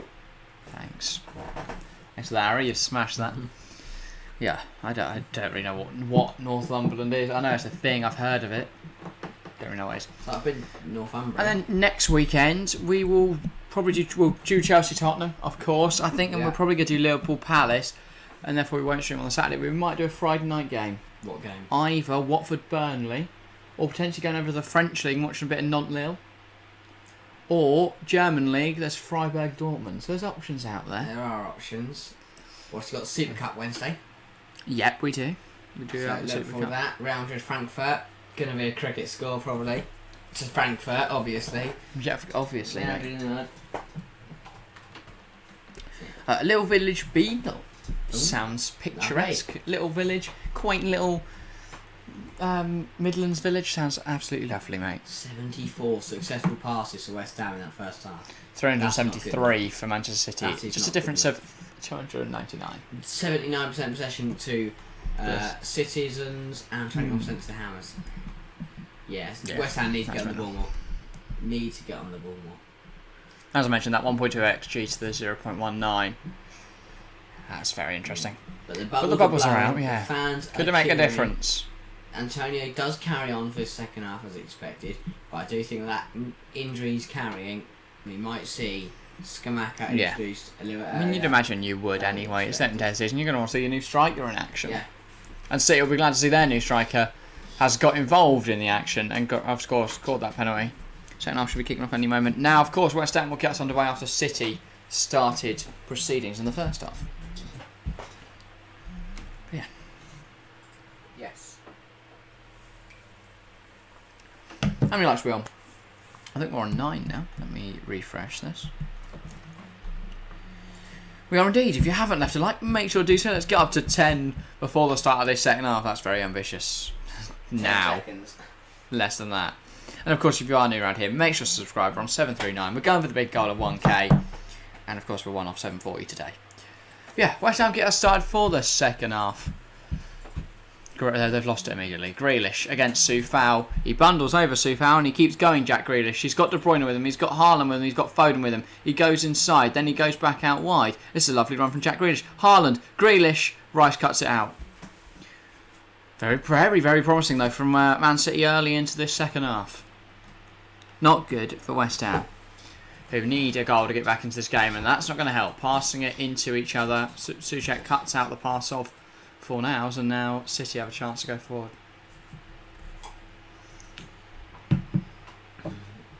Here is Ake. Cancelo. Rodri, sorry. Well, hello. Well, welcome back, Chelsea fan. Oh, yeah, welcome back. How's your dinner? Or what have you made? What have you just consumed? Or cooked? Yeah. Foden. Goes to Ruben Dias. Dash. Okay. Walker, again, the centre shoot goes Not all back to so. Edison. All the way back to Edison Morales. Man City winning at half time Wow, since the end of last season. Have won 22 out of 23 games, only drawn 1. Well, I don't see why West Ham couldn't break that record today. Or ruin that record today, sorry, not break Technically, it's it. not the end of last season, it's the end of the season before. That's what I said. No, you said the end That's of what I last meant. season. Oh. Technically, it's still the same year. It's Yeah. the same year. Yes, so since the end of the season before last, they haven't lost when leading at home. It's the end of the 2020-21 Leading half campaign. time, sorry. So basically since the start of the 2022-23 campaign. Yeah. And Foden. Back to Walker. Walker. De Bruyne. Walker. Goes to Foden. Comes inside. Goes back to Got Walker. to deliver. He doesn't. Why didn't he cross that? Foden. De Bruyne.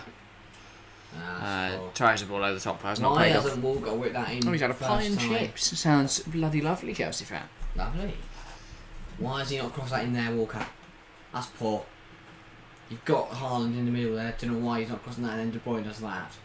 It's not a great ball in from the usually faultless Kevin De Bruyne. Zuma. Areola under pressure from Foden.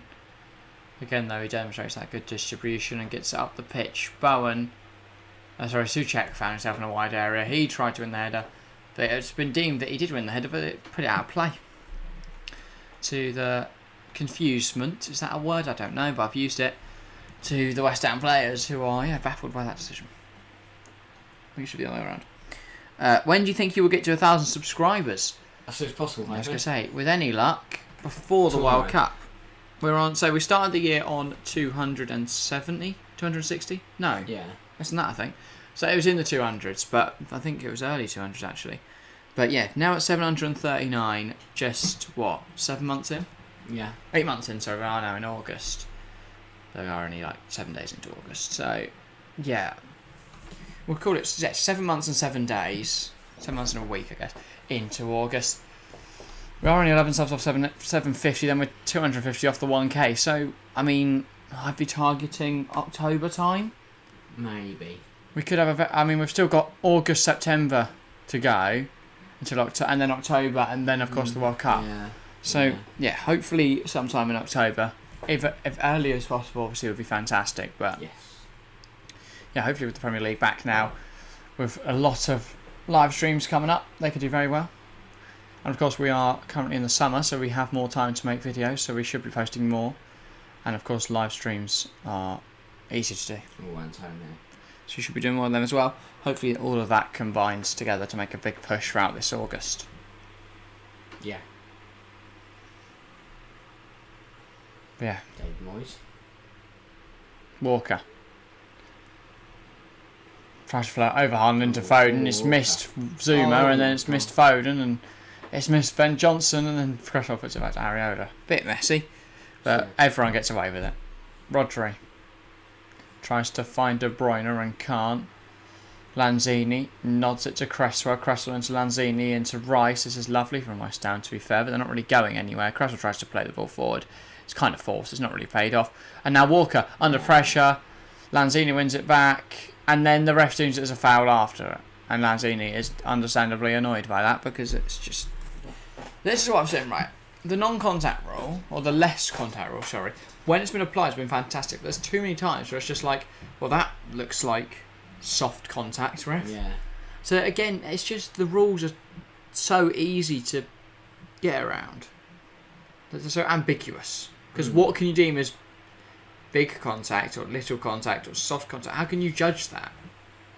Because you can have two hands on the back of someone and not shove them over. Well, that's possible. Or you can give them a massive shove. So how do you judge it at all? Scamacca doing some stretching at the bottom of our screen there. And then what's the alternative? You have like vests strapped to the players so we can measure the contact from behind or something. The velocity of the contact. Sensors all over the footballers. Yeah, it's hard to judge. It does just make for some controversial fouls, some soft fouls, some harsh fouls, and yeah. That's football, isn't it? Yeah, of course. You know, they keep trying to bring in these robots to try and increase the accuracy of the officiating, but at the end of the day, human error is always going to be a bit of a problem. It's not like human error can be that bad unless it's obviously VAR is still human. It's not a robot. Yeah, It's still human operated, which means we are starting to see semi-automated offsides this year, which will be interesting to see whether they work at the World Cup, of course. They're also being used in the Super Cup final. Yes, that is brilliant. That which could be interesting. So let's use it in its first ever game. Let's use it in a final, so it could cock everything up. It's only semi-automated, isn't it? But it should just. I think it's designed to make the automation, the process of ruling out offside or ruling in offside a little quicker. How does it actually work? Does like the whole stadium go beep when someone's offside? I don't think so. No, probably not. That's like a lot of automation, and you'd have to install it into every stadium, which sounds very pricey. Just so it can go and do a massive beep. Presumably you want lights as well. Yeah, flashing lights. Massive red lights, so we know. Fireworks go off. Why would you celebrate that? comes out and sings a song. You wouldn't have red lights and fireworks, that's contradictory. The police don't rock up celebrating. Like party poppers explode when they hop out the car. They arrest someone. Yeah. And equally, at a child's birthday party, you don't replace a disco ball with a police siren. So you don't really combine the two. Gundogan was playing the ball back to Ake, has to run back a bit to recover it. And he just gives it to Ederson.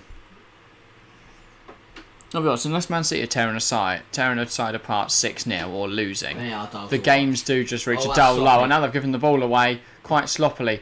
Lanzini tries the ball to Bowen. Antonio brings it down. Fornals. The pass isn't great. Rice! Why has he hit it so hard? He's thrown away a good chance. That is a huge miss and a big let off for Ilkay Gundogan. Certainly is. A big mistake from Gundogan.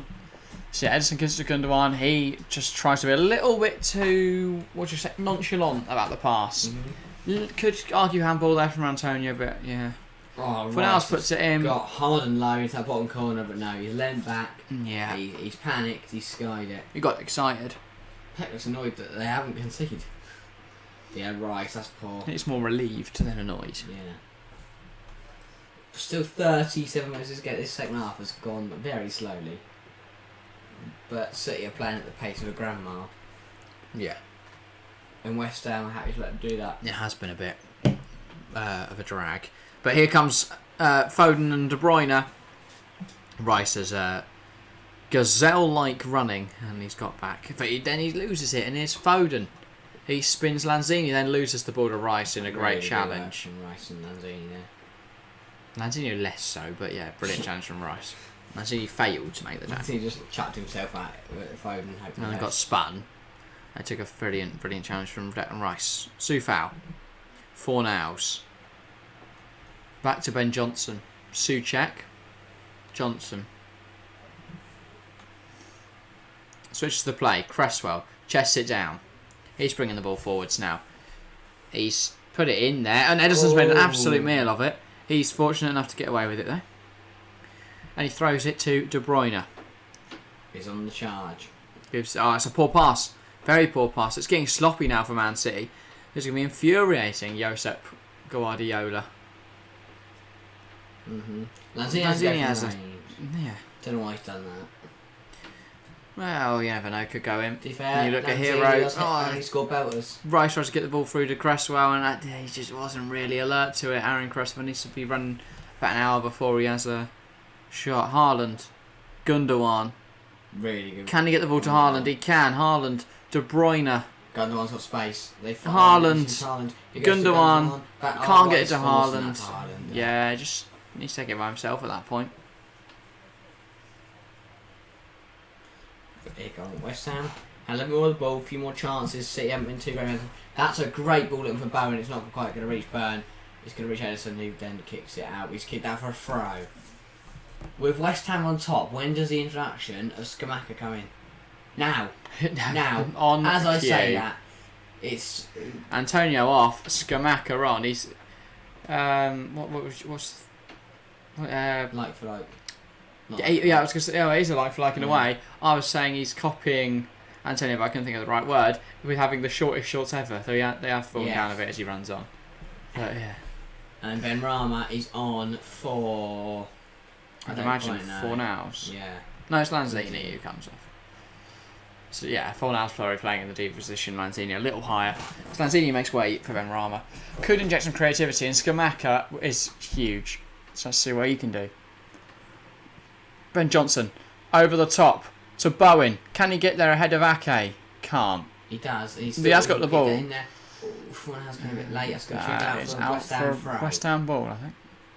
West Ham start. Attention returns to Gianluca Scamacca. 16 goals and 36 appearances. No assists, though. 135 minutes per goal, as I say. Massive aerial threat. He's decent with the ball at his feet, but he's not... that's not what he's known for. But he will get goals. And could he get the goal that can bring West Ham an equaliser here? It would be a big way to announce himself. And if they can score an equaliser soon, then the win is definitely still on the cards. Souček gets the ball forward. Cancelo, though. Rodri.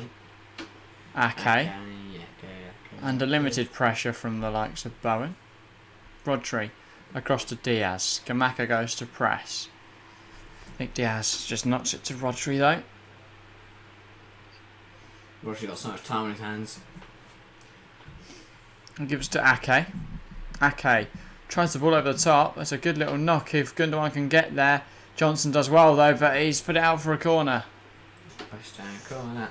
Zuma's trying to claim it was a free kick, and I think that is a little bit contentious because Ben Johnson just gets absolutely thrown to the floor. Shut up.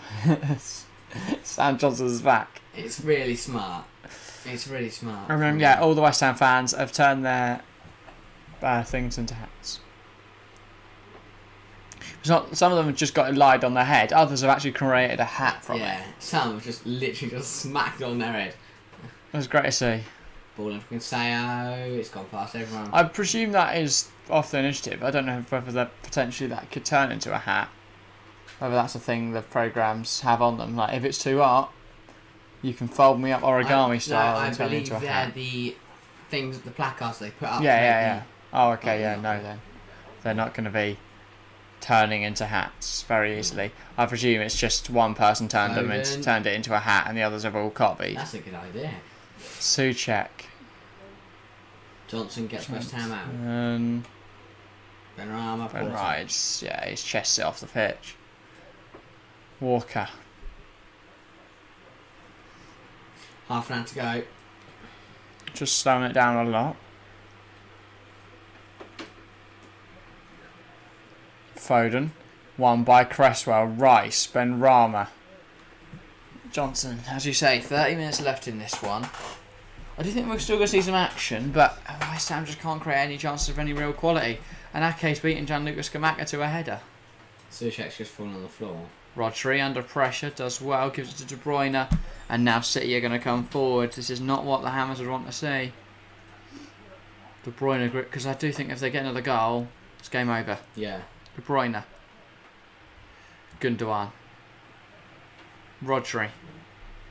Souček's still Walker. down here. Almost cut out by Scamacca, but Walker just gets the ball back to Ake. Cancelo. Gundogan now. City with the advantage. De Bruyne. Cancelo. Gundogan. Cancelo. Rodri. Gundogan. De Bruyne. Walker. Back to Rodri, to De Bruyne. It's very slow. It's very methodical from this Man City side. West Ham.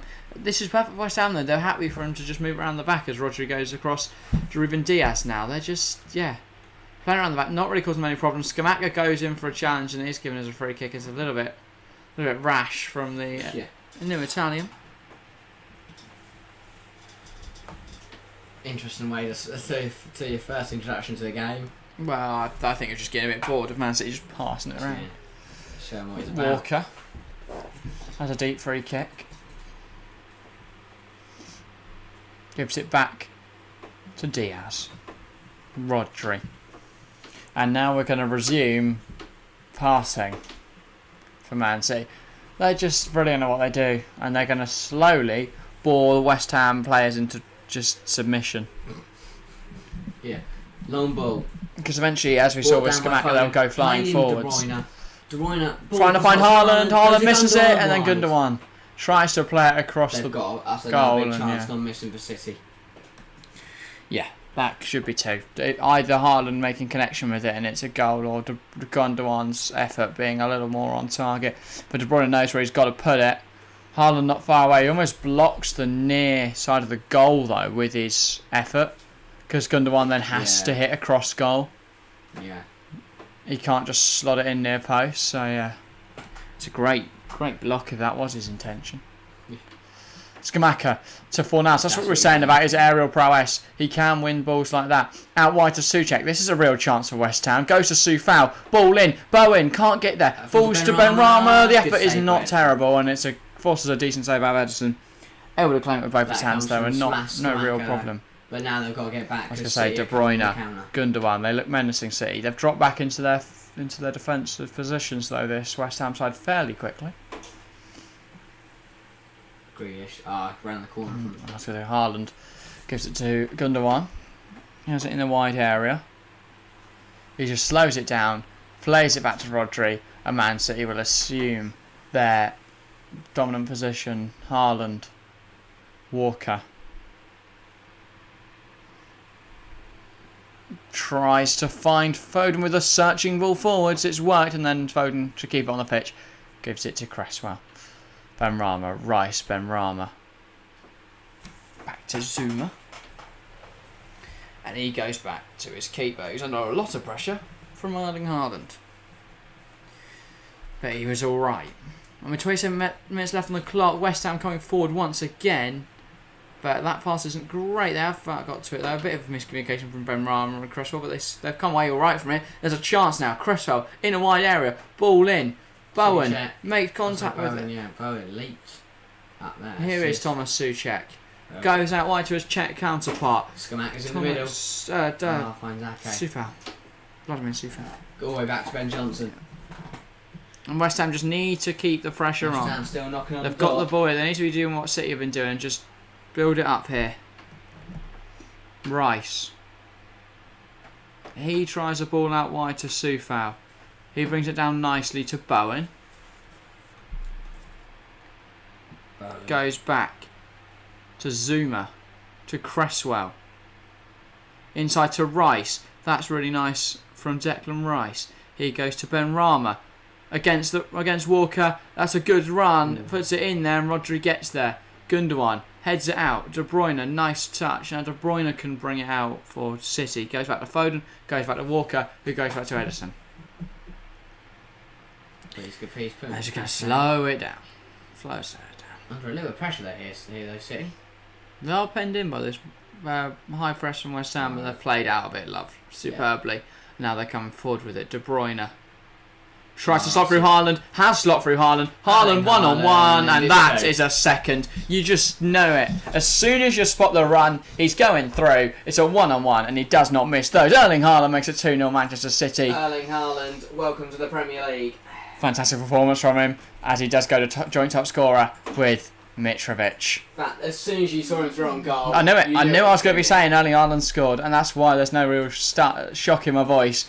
It's a fantastic ball through from De Bruyne. It's a fantastic finish but from on Erling PL Haaland. debut, it's an Erling Haaland double. I might need to look at investing in him in my fantasy team because I need some guaranteed points and fast. Cannot fault the man. And they do play Bournemouth next week. Or maybe I'll get De Bruyne, the assister. It's a great ball through from Kevin De Bruyne. Yeah. And as we mentioned many times, the addition of Erling Haaland will... As soon as he opened his body help up there, De Bruyne. knew it was 2-0. Yeah. And that left foot of his, so deadly. Areola, left with no chance, and he finds the bottom corner. And that is game, set, match. With an West Areola. Ham starting to come into the game. Yeah. One of De Bruyne's killer passes. And With 25 minutes left on the clock. I think that's game, set, and absolutely match. no mistake from the Nordic man. They've got Bournemouth next week. Oh dear. They just play well against Villa though. Could they keep Haaland quiet? Probably No. not, but I guess we'll see. Bam, bam. Haaland loving it. He's in the Premier League. Yeah. He doesn't miss those. 2 goals on debut. It's a very, very good start to life at Manchester Yeah. City. Yeah. Well, you can't fault him at all. And we thought he's going to struggle to adjust to English football. And in his first PL game, alright, I he scored a double. Yeah. And they are using that because it is very, very hot today. They are using that interaction with the goal as a drinks break for both teams. Erling Haaland is the second player to score twice on debut for Manchester City. The only other person to do that was Sergio Aguero. Says something. That speaks volumes. But Erling Haaland and Kevin De Bruyne, what an absolute dangerous duo these two could be.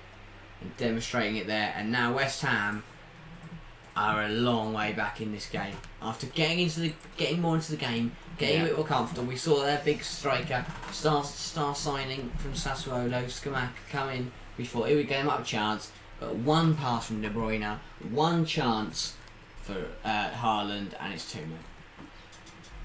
I was a Haaland fan since Salzburg. Fair enough. A long, long time ago. Yeah. Mm-hmm. AHD, RMC. Big fan of Erling Haaland. Fair enough. He was obviously prolific in those days in Austria. He now has a goal every 33 minutes in the Premier League. Wow. And with 23 minutes left on the clock, you would not bet against him getting a hat-trick in this game, I don't think. I mean, that'll be a statement and a half. And very, very annoying for my fantasy team because pretty much everyone else has Erling Haaland. Yeah. Well, I've got Ivan Toney, so... And I've backed Gabriel Jesus and Havertz. Team fair. Tough life. Like Danny Ings and nothing. 22 minutes ago, yeah, I only see, if I'm predicting any goals, I only see them going one way, and that is the way of Manchester City and probably Erling Haaland. It's a safe bet, isn't it? But wow, what a... It's just different gravy. No interaction necessary, nothing. Puts on the City shirt, starts in the first game in the Premier League, slaps in 2 goals like he's been playing the Premier League for years. He is just an absolute beast. Grealish. Back to Cancelo. Rodri. He finds Ruben Diaz. Walker. Nice turn. He's turning around in circles at the moment though. Gives it back to Rodri. And Grealish, the pass to him cut out, and then Soufal just shoves him over for a laugh, I think. Haaland hat-trick incoming. I would not bet against a Chelsea fan, put it that way. He's definitely got the... Look at him. Just I'll the be way honest. he looms around the box. I'm thinking I might have to bring him in for Kai Havertz. I think that's 3 how I up, can't and get I might have to make a double transfer and just take the -4. I have Salah and Son, so I just can't really get rid of him. If I want to get in Haaland, I have to get rid of one of those two. But it doesn't seem wise to get rid of Salah or Son at this moment. I think they What a both picked turn up for assists, Gundogan. and Salah scored as well. De Bruyne, ball in. Zuma cuts it out. Grealish. Ball in. Haaland, heads over. Washed. Now that ball's more fizzed at his head rather than... Yeah, no, I was joking. Of course, Haaland is not washed. Haaland washed. After 2 goals, that's it. He's never going to score in the Premier League again. Bang. Yeah, miles over from Haaland. That was always rising. He now wants his hat-trick. Of course. But, wow. What a game from Erling Haaland. Who else is it going to be? What else De were we Bruyne, expecting? Foden, Grealish. Well, not Grealish, but any of the other players on the pitch from Man is he City. going to struggle to adapt? Will they change their system? Oh, he's struggling. Oh, does he need something to change? I think that was more other rival fans hoping Haaland will underperform. But no. But he won't. And City are going to dominate for the next 40 years. Yeah. Because Haaland will keep playing until he's 60, apparently. Wow. Goal scoring machine. And he's the reason City He's have won just a today. robot. He is a robot. We were saying how the formation just doesn't really suit him, but they're working to him, and I think Just the way will make a he difference. strolls around the pitch and walks around the box just looked scary. Can say I. Like that looks like a man who's scored 10. Is going to score Gundogan. 10 goals a game. De Bruyne tries to slot through Haaland. They want him. They want their new teammate to get his opening day hat-trick. Yeah. So that'd be a big statement, wouldn't it? Statement of intent for him and for City. Well, West Ham not at the races. I don't think that's shouldn't be for too much cause of concern. West Ham win this game until the second goal. They're in the game until the penalty, and then in the second half they were in the game until the Haaland goal, and now they've been taken out of it. The wind's been taken out of their sails, and they'll be. As I said though, Forest next time out, it's definitely should be a win. So. Way to 0 points. Zilch, Zinando, Nilpois. Okay. Sure. Sufal to Cresswell. That's a good switch to the play. Oh no, that's a switch play to Cresswell. Yeah. Benrahma. What can he do? Rice. Even. Johnson. 4 hours. Souček. Sufal. Ball in. Scamacca. That's a very, very good effort. I think he might have been offside. He was indeed, but that's a brilliant header aim goal, isn't he? Forces a very, very good save out of Edison. But that's what Scamacca can do. I mean, he was offside. Yeah, but still, I mean, give him a header, he's going to put it on the target, and that's a very good save from Edison. Yeah. I mean, if that goes in, if he's onside, then you're talking about a different last 18 minutes for alas. I mean, we talked about Núñez adapting to English football like a duck to water, or taking to English football. And we thought Haaland we might struggle, but I mean, no, Núñez, he's adapted well, but Haaland is Double on debut. Haaland's flying, and he's only played one game. Yeah, he is just. It looks like he's played in this City team for years. He's just slotted in, bang bang, 2 goals. And you can't. West Ham had nothing to match it. There's not really anything they can do. 4 now, and then first to say Benrahma was miles off. West Ham really need to start timing their runs. We're at 17 minutes ago. I think they're devoid of hope. I think City just happy to see this game out. They'd love to see Haaland obviously get a third, but I think this is it. Game over. A few West Ham fans making their way out. 62,000 in attendance. Which was 17 minutes left and 2 goals in it. I mean, why? I guess they think the game's over and they just want to go home. Yeah, but then why turn up? Yeah, I know. You know it's going to be a tough game against Man City. Like, if you only ever watch when they win. Also, I'd never do it, but I guess some people say you've come from quite far away. I guess if you've got a trek to Glasgow, as they'd say, obviously, if they were from Glasgow. Who's come from Glasgow to watch West Ham? There's fans of clubs everywhere. Yeah, but get what I mean. Like that's what I'm saying. Obviously, I would never, but if they do, just want they might. If the game's over and they just you'd never move to Glasgow. Well, I wouldn't, but no, I just don't want to. Could you give me a shout out in your next video? We've got a podcast up next, so yeah, we could. Yeah. No reason why not. Yeah. If I remember to, I will. SWFC Owl. You know what? In fact, if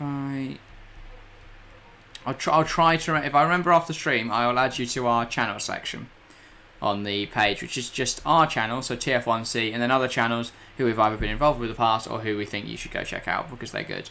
If I remember to, I'll add you to that. De Bruyne. Yeah. If not, do remind me next stream where we're live on Wednesday. So yeah. But of course, people in here, if you haven't subscribed to SWFC Owl, make sure to do so. Go do that. 15 minutes to go. This is getting set a match. City going to get another one, do you think? I think Haaland's completing I the was going to say hat-trick. 15 minutes left. There's a good chance he does. Good chance he finishes off his hat-trick indeed. Cancelo, bring the ball forwards. Finds Gundogan. Finds Haaland. He's trying to get a shot away, but I mean, that didn't really look like it was ever coming off. He gone finds Haaland, finds his hat-trick. Yeah, that would finds the back of the net was going to be mine when that completes the hat-trick, but yeah. Haaland, finds Grealish. Here's Grealish. Turns. Into Gundogan. He tries to take it past Soufal. Puts it in there. The one time Haaland hasn't made the burst and run forwards. Yeah. It's the time they put it in that area. De Bruyne. Diaz. De Bruyne. Back to Edison.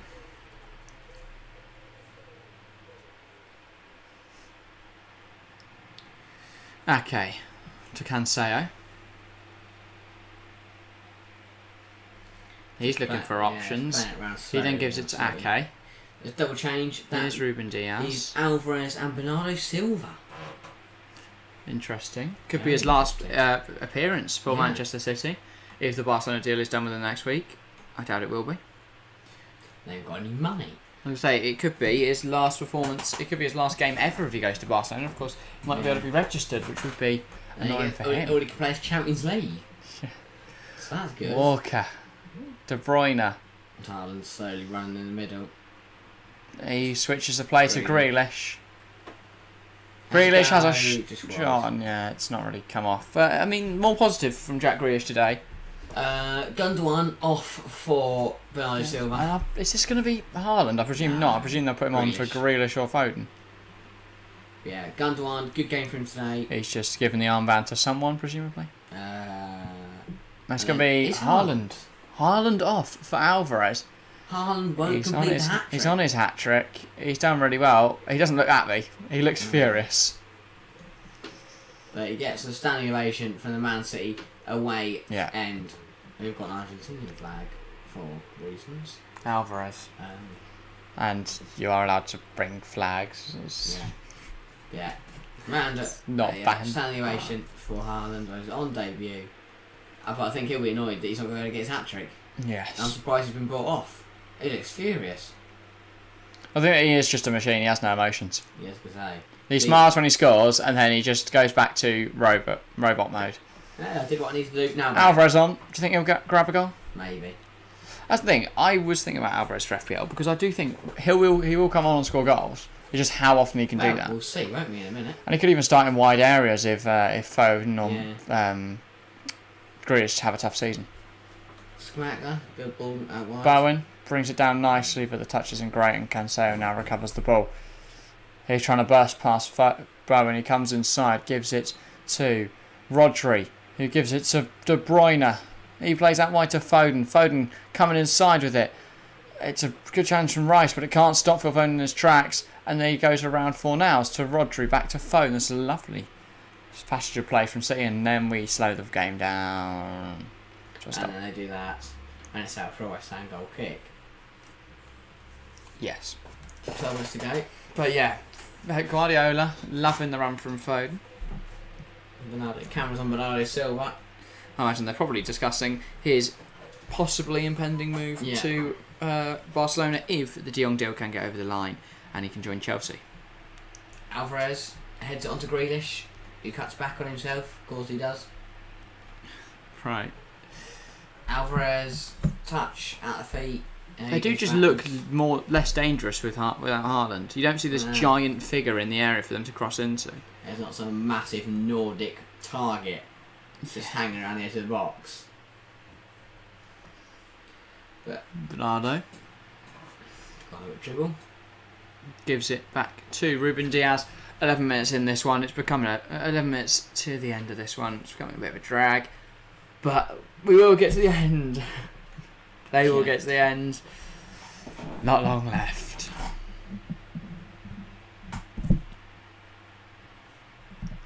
It's one of those tiring Sunday afternoon games. It's not thrilling. City have got the job done. Yeah, and they're just knocking it about like they're playing against school kids now. Yeah. West Ham can't be bothered. They know the game's done. You know, first weekend, you're never going to have a cracking game. They're not going to put on like the Manchester Derby to start the season. Of course, though, the London Derby next week. Chelsea Tottenham this time next week. It scares me as a Chelsea fan, but it should be a very good game of football. Hopefully.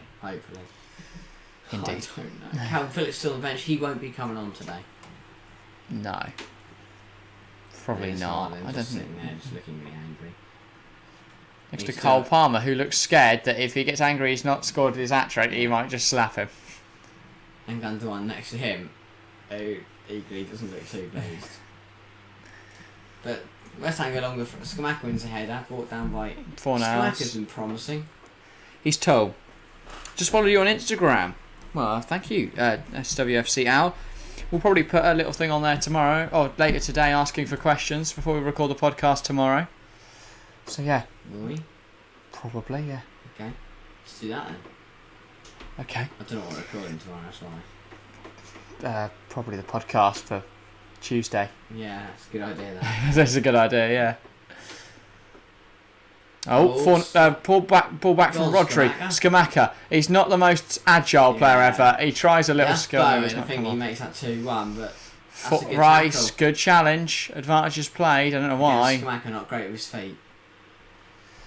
It's a beautiful dink pass back to Ben Johnson though. He's going to drive forward. He plays it in Bowen. Soufal. Scamacca's in there. He tries the ball in there. It's blocked by Cancelo. Jack, you said Haaland was going to blank. Yes, I know. I am massively wrong. I'm depressed. I was trying to shit talk Rob earlier in FPL and I said that Sancho would grab a hattie, De Gea would keep a clean sheet, and that Haaland would blank. That went well. Yep, I know. I just hope my fantasy team would do something, and they've not, and I'm sad. I've smashed it. You're right. Benrahma. I mean, that was amazing from Rodri. Yeah. So flexible. I'm alright next week. Yeah, Rodrigo. Chelsea fans same. I think we could be in a lot of trouble. Yeah, I'd be honest. If I was going to give an honest prediction, we're going to lose that game of football. But always believing. I'm going to hope we can win it, and it's the hope that kills, but I'm going to hope anyway. I think potentially the cycle of gelled a bit in a week. Who knows? It depends who we play. If we stick with Jorginho and Kante in the mid, as a two in the pivot, then yeah, we'll just get overrun in midfield by Højbjerg and Bentancur. So who look formidable, by the way. They did look really good against Southampton. Yeah, again, Southampton are not a great side. I'd look good. And Southampton scored, but equally it was just a JWP screamer. So that is their only goal. That is the only way Southampton score. Yeah, or a free kick. That's the thing, right? People targeting players playing against Bournemouth and Fulham. I'd be targeting players playing against Southampton. Yeah, I think they're arguably worse and an easier opponent. I think Everton as well. Yeah. But to be fair, they did set up well against Chelsea and managed to Wolves look awful into one. Yeah, but then Wolves have the ability to score. Very true. Which helps them. Southampton don't. Leeds are exciting though. Let's see how they go on.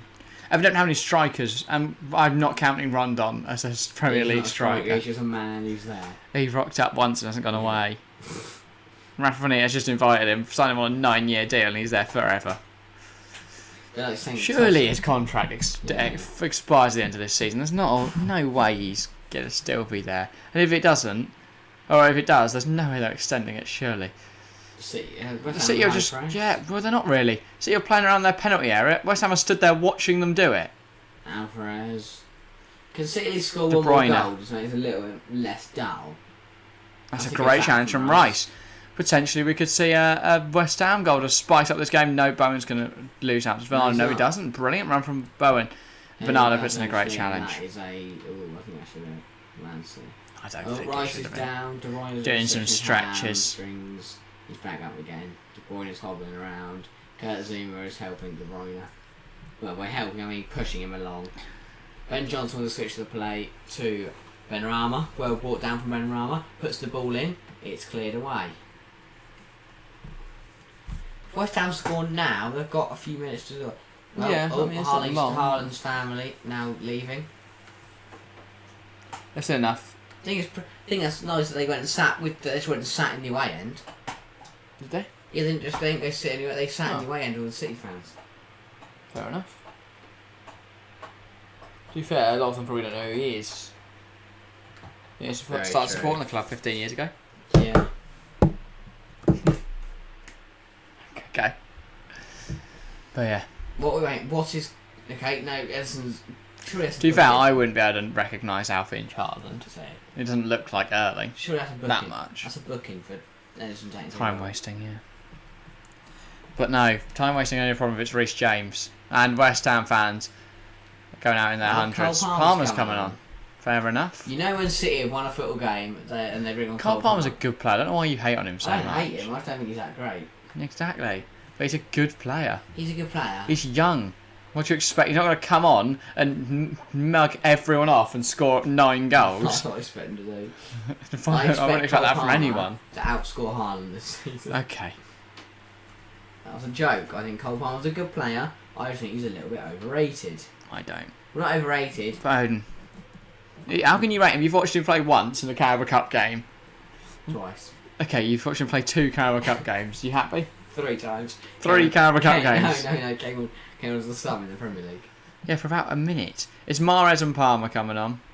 So that's going to be presumably Foden and Grealish coming off. Grealish on the pitch? Yes, remember they took off Haaland Oh, yeah. for Alvarez. I guess it makes sense. They want to give Alvarez some minutes in the actual striker role. Haaland for when he can score 9 goals in his Bournemouth next week. Yeah, because realistically, they know 17 minutes against West Ham, he's probably not going to get a third. But so they need him firing 9 against Bournemouth, so they can really go for the golden boot and nail it before Bournemouth kick off. De Bruyne wins the ball back, slots through Haaland, goal. Bournemouth kick off. De Bruyne wins the ball back, slots through Haaland, goal. Lloyd Kelly's forgotten how to mark him, and there's not another centre half at the club. Bernardo, I don't think. To be fair, Bournemouth did alright against Villa. Which they do. No, Villa are just shit. No. Yeah, but no. Foden off, Mahrez on. Foden been a bit quiet today. He's not been bad, but a bit quiet.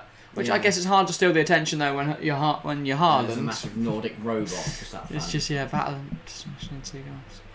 Foden gets away with time wasting there. So Grealish stays on. That's really smart from Phil Foden. What? So to avoid getting booked for time, and Calvin Phillips coming on. In order to stop getting booked for time wasting, he's gone to the ref and shook his hand, which is then an excuse for why it took so long. Yeah. And the ref's not going to book Foden for shaking his hand. Should. Time waster, mate. Red. You're not going off now. Can't touch the referee. Second yellow, you're gone.